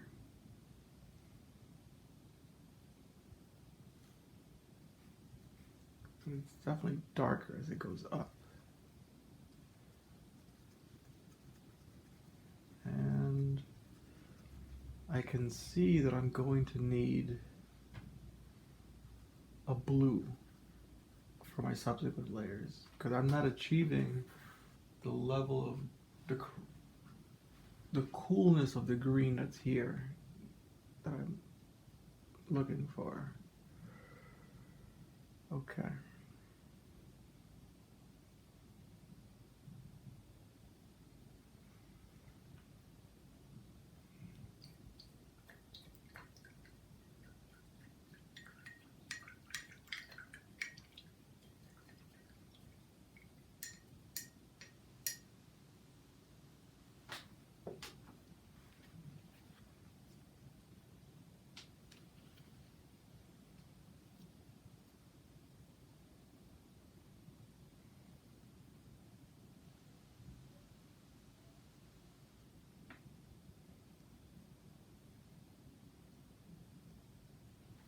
Because that's nice and dark.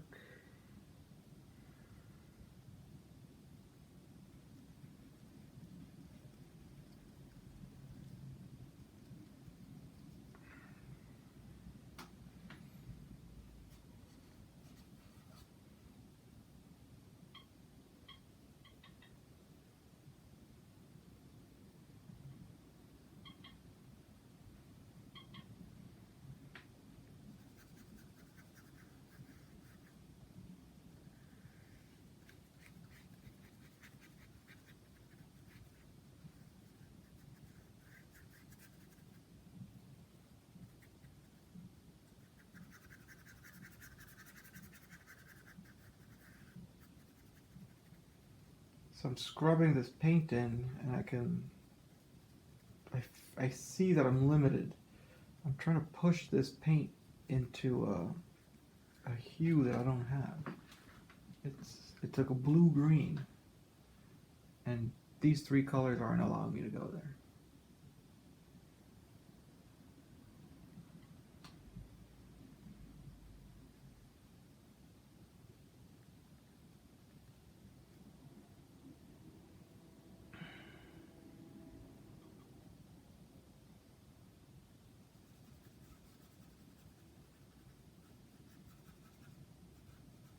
So the next time I work on this,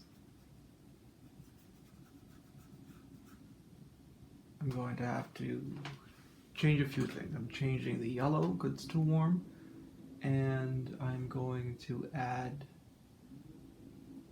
an ultramarine blue. However, in terms of this being the first layer of paint, thick paint, I am happy with my choices.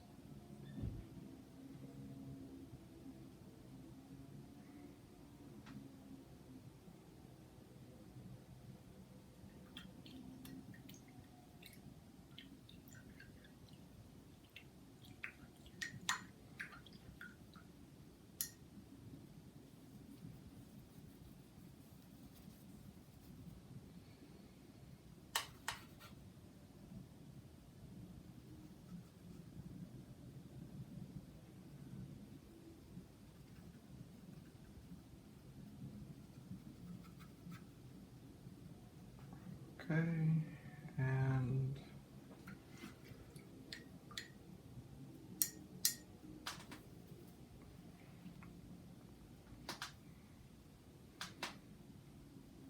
I need to add some brown for the floor.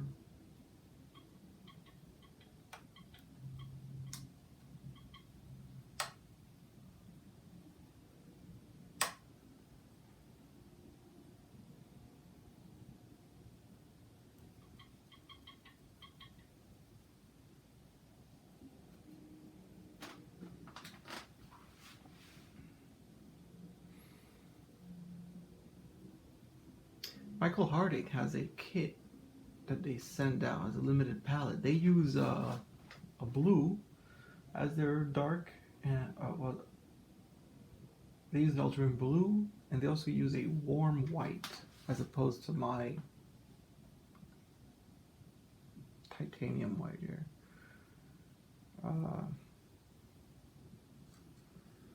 I gotta give that a try.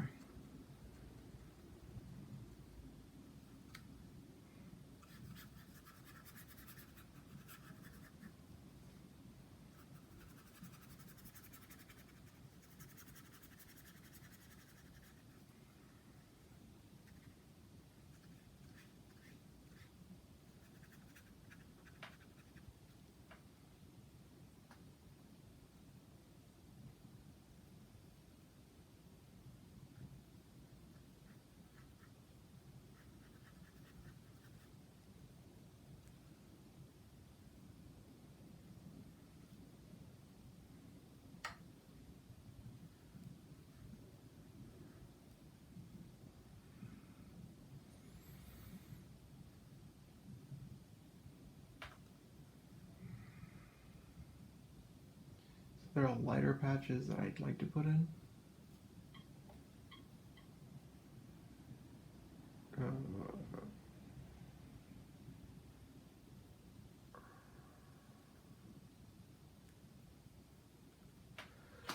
Okay, and I gotta put in this dress now. My palette is full of paint right now. I can either waste time cleaning the palette, or I can just grab another palette, which is what I'm going to do.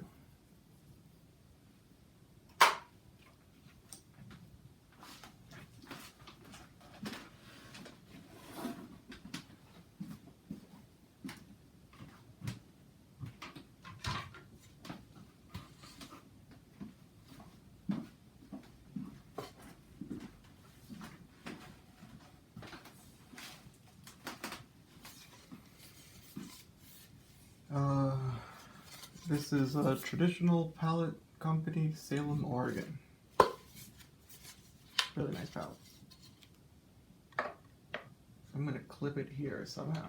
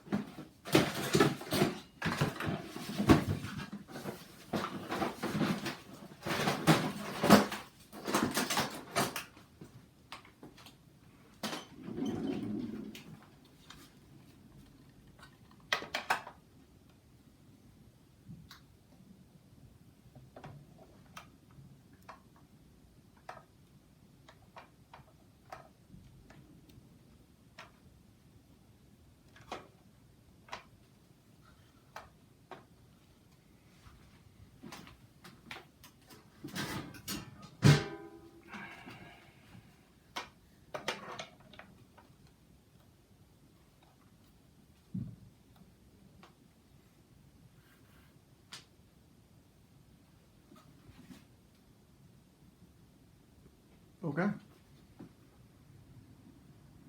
That'll do for now.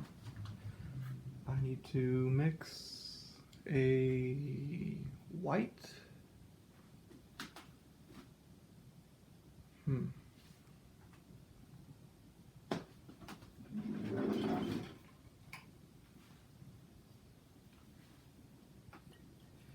It's best to work from extremes, the same way that I had the truths earlier, these borders, top left, top, bottom, left, and right. My dark is dark and my light is light.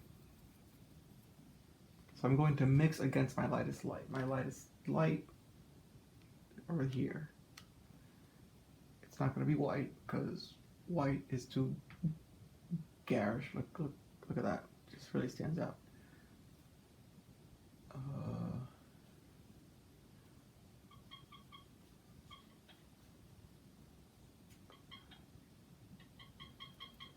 So because I've been mixing into that white, I just grabbed the little colors that were at the tail end of it. And now it's no longer a pure white. It's got all these colors mixed into it. And my brush is kind of dirty. And my linseed oil is still dirty. So I've got a dirty white. That's what I'm going to start off with. It's very stiff. So I'm going to continue to add linseed oil to it.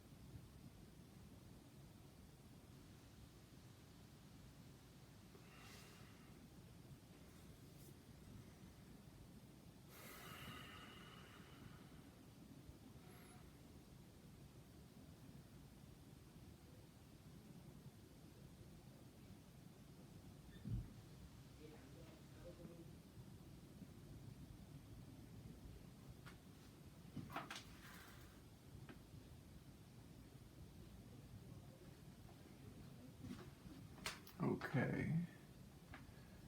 And there's the rest of this dress. It's picking up the blue of the sky. That's the way I can explain the coolness that's on this print.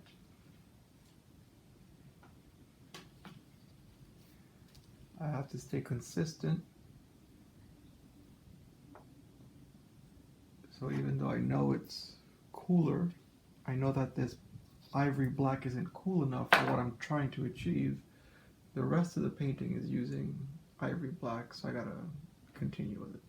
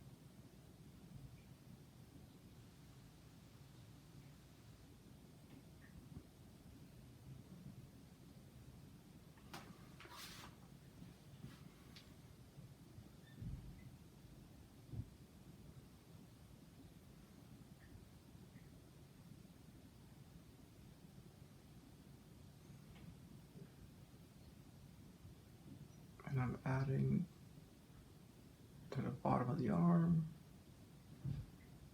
Almost forgot. I never blended that layer into here. And it's already stiff.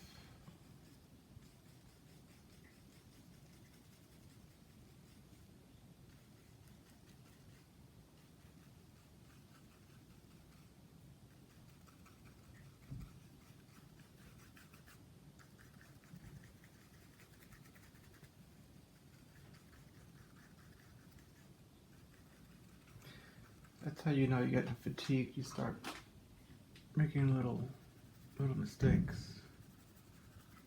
Like you saw how close I was standing to the brush and I was choking my brush.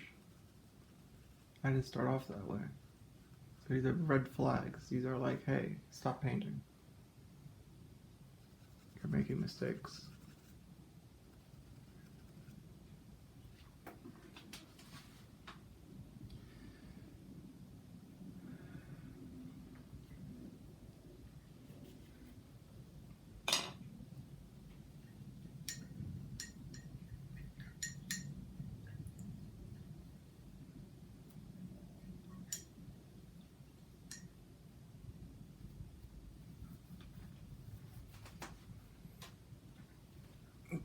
I'm close to the end.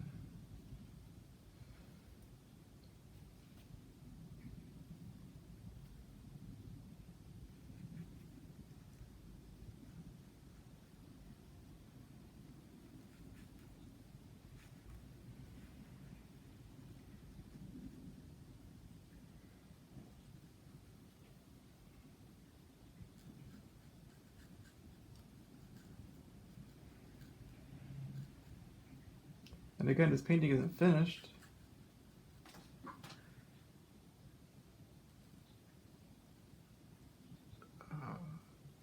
Maybe I'll continue it, maybe I won't.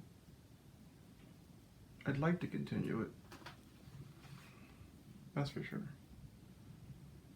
If it's cloudy like this tomorrow, and I'm not busy with life, then I will continue it.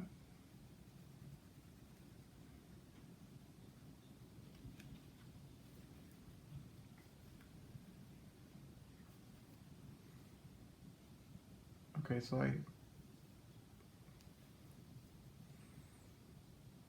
overblended the light shape out of this. So I gotta put it back in.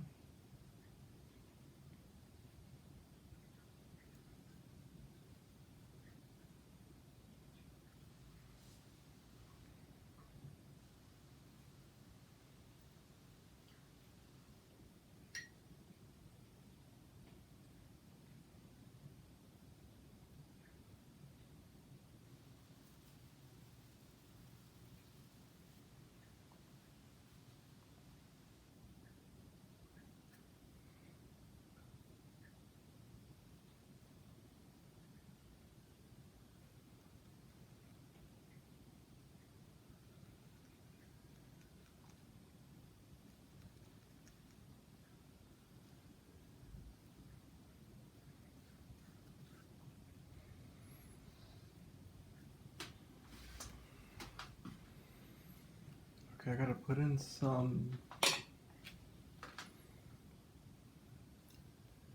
blonde hair shadow.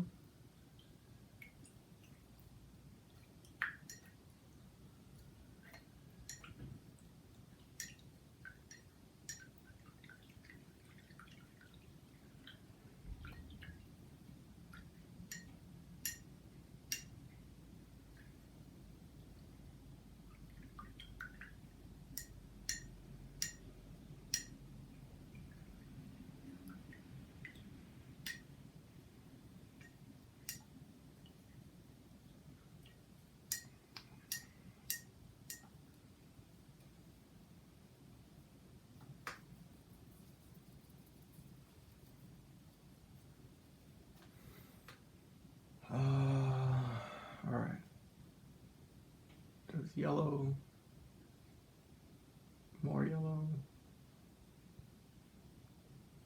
some brown.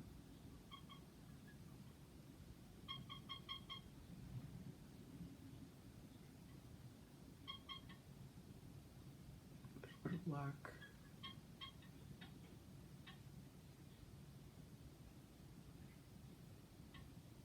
More brown.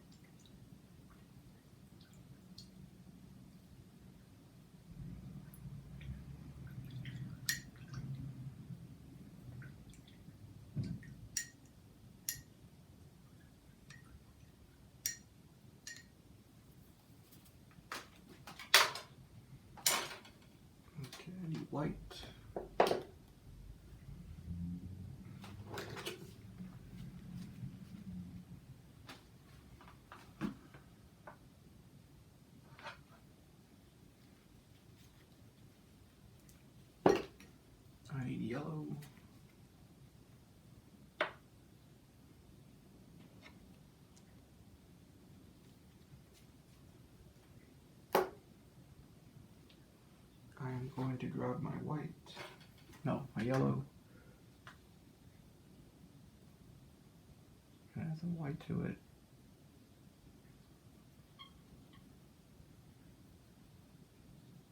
Neutralize it a little.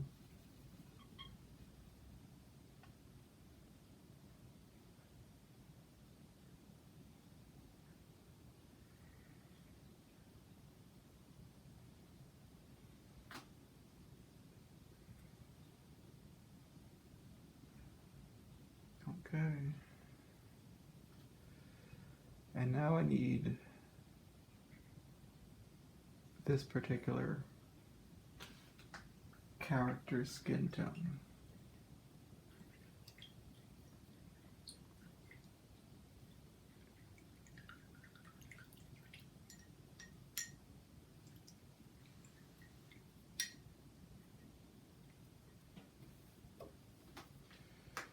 Okay, which is basically orange.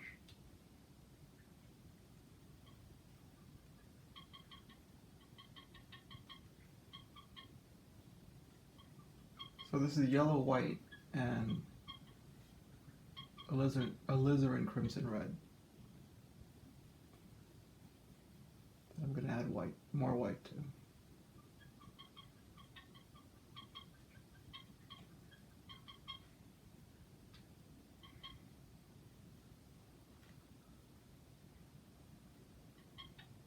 And some linseed oil to it.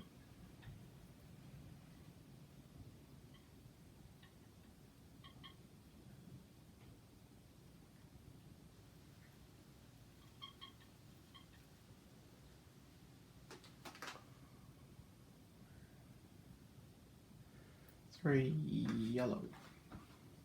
Let's add more white to it.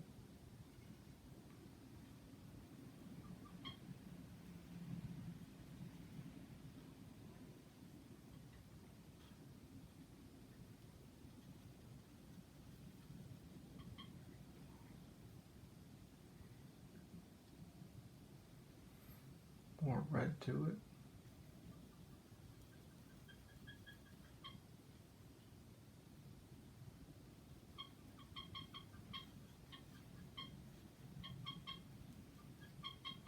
Okay, so it's less yellow and more red.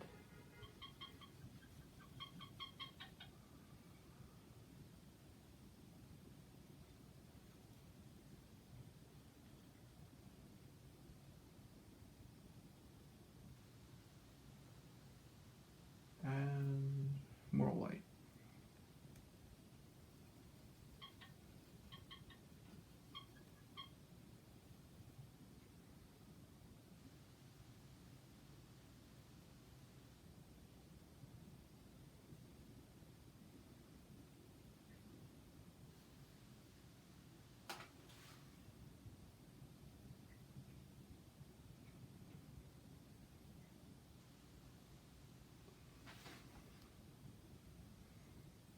And there's some violet.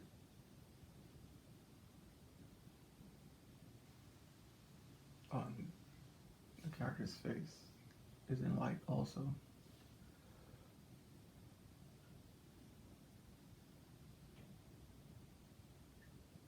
As you can see, I'm not interested in the drawing. I'm just putting blots of color in there.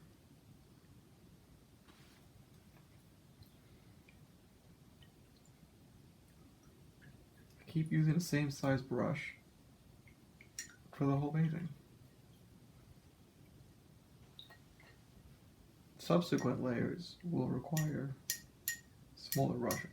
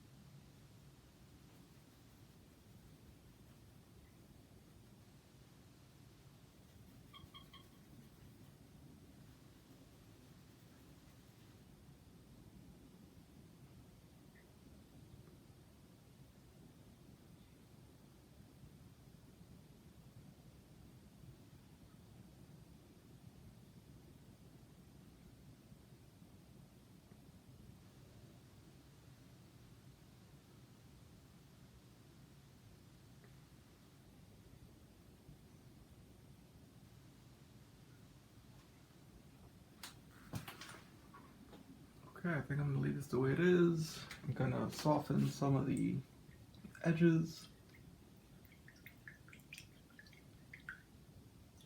Leave myself some notes for the future.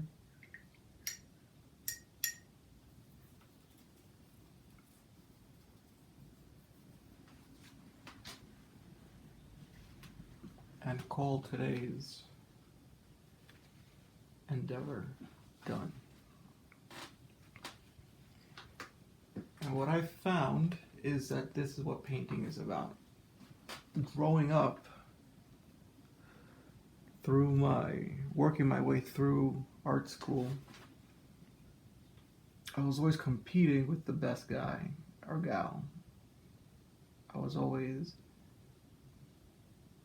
trying to be the best painter, the best drawer, the best sculptor, draftsman, whatever. And slowly I grew out of that.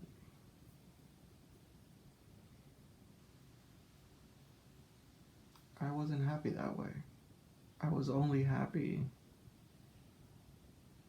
when I was painting and not thinking about being the best.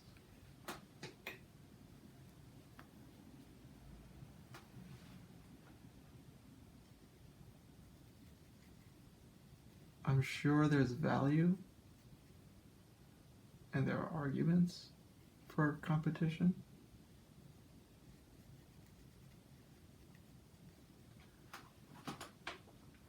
But where I'm at today, I'm not looking for competition. I'm not looking to be the best. Maybe in the future, I'll re-enter the whole gallery or competition scene.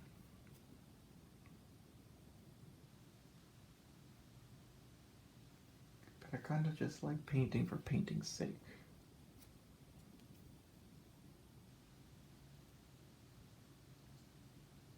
It's rewarding.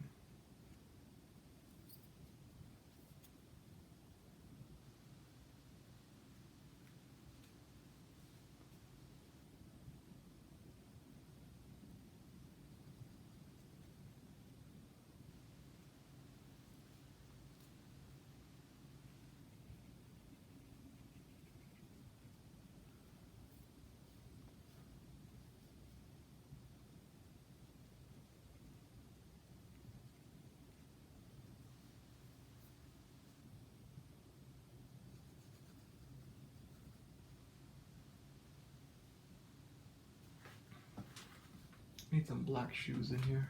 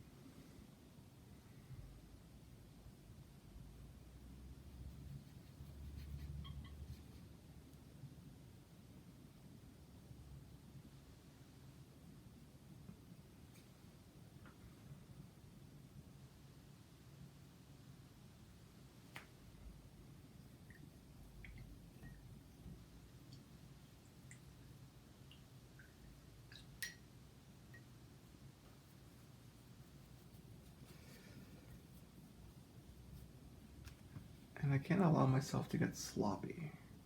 Look how simple this little line is, but I had to fix it.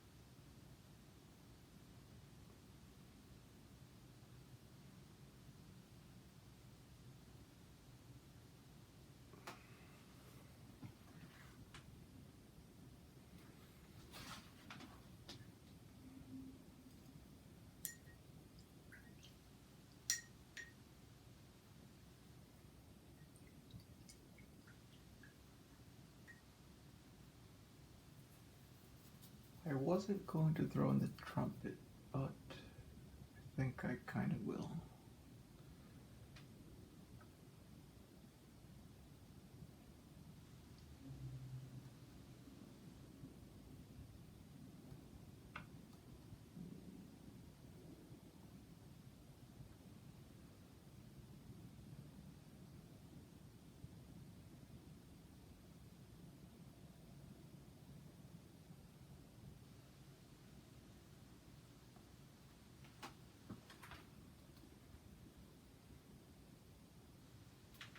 I don't know if I should have. Maybe I shouldn't have.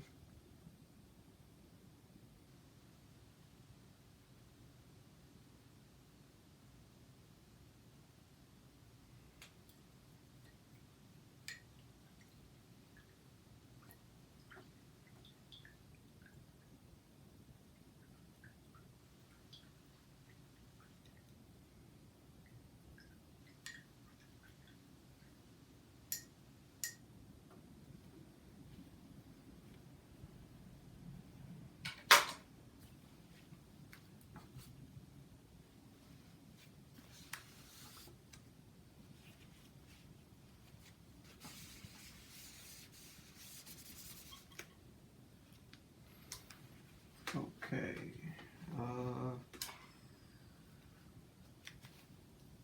Gotta soften around the head and around the trumpet.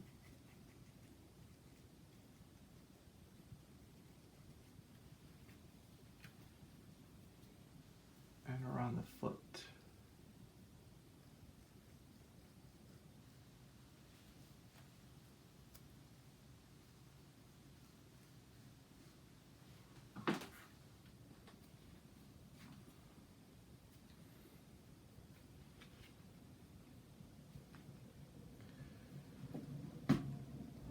Okay, this is it.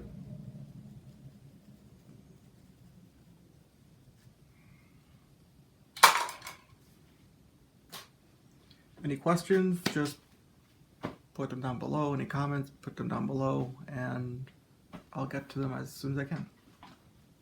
Thank you.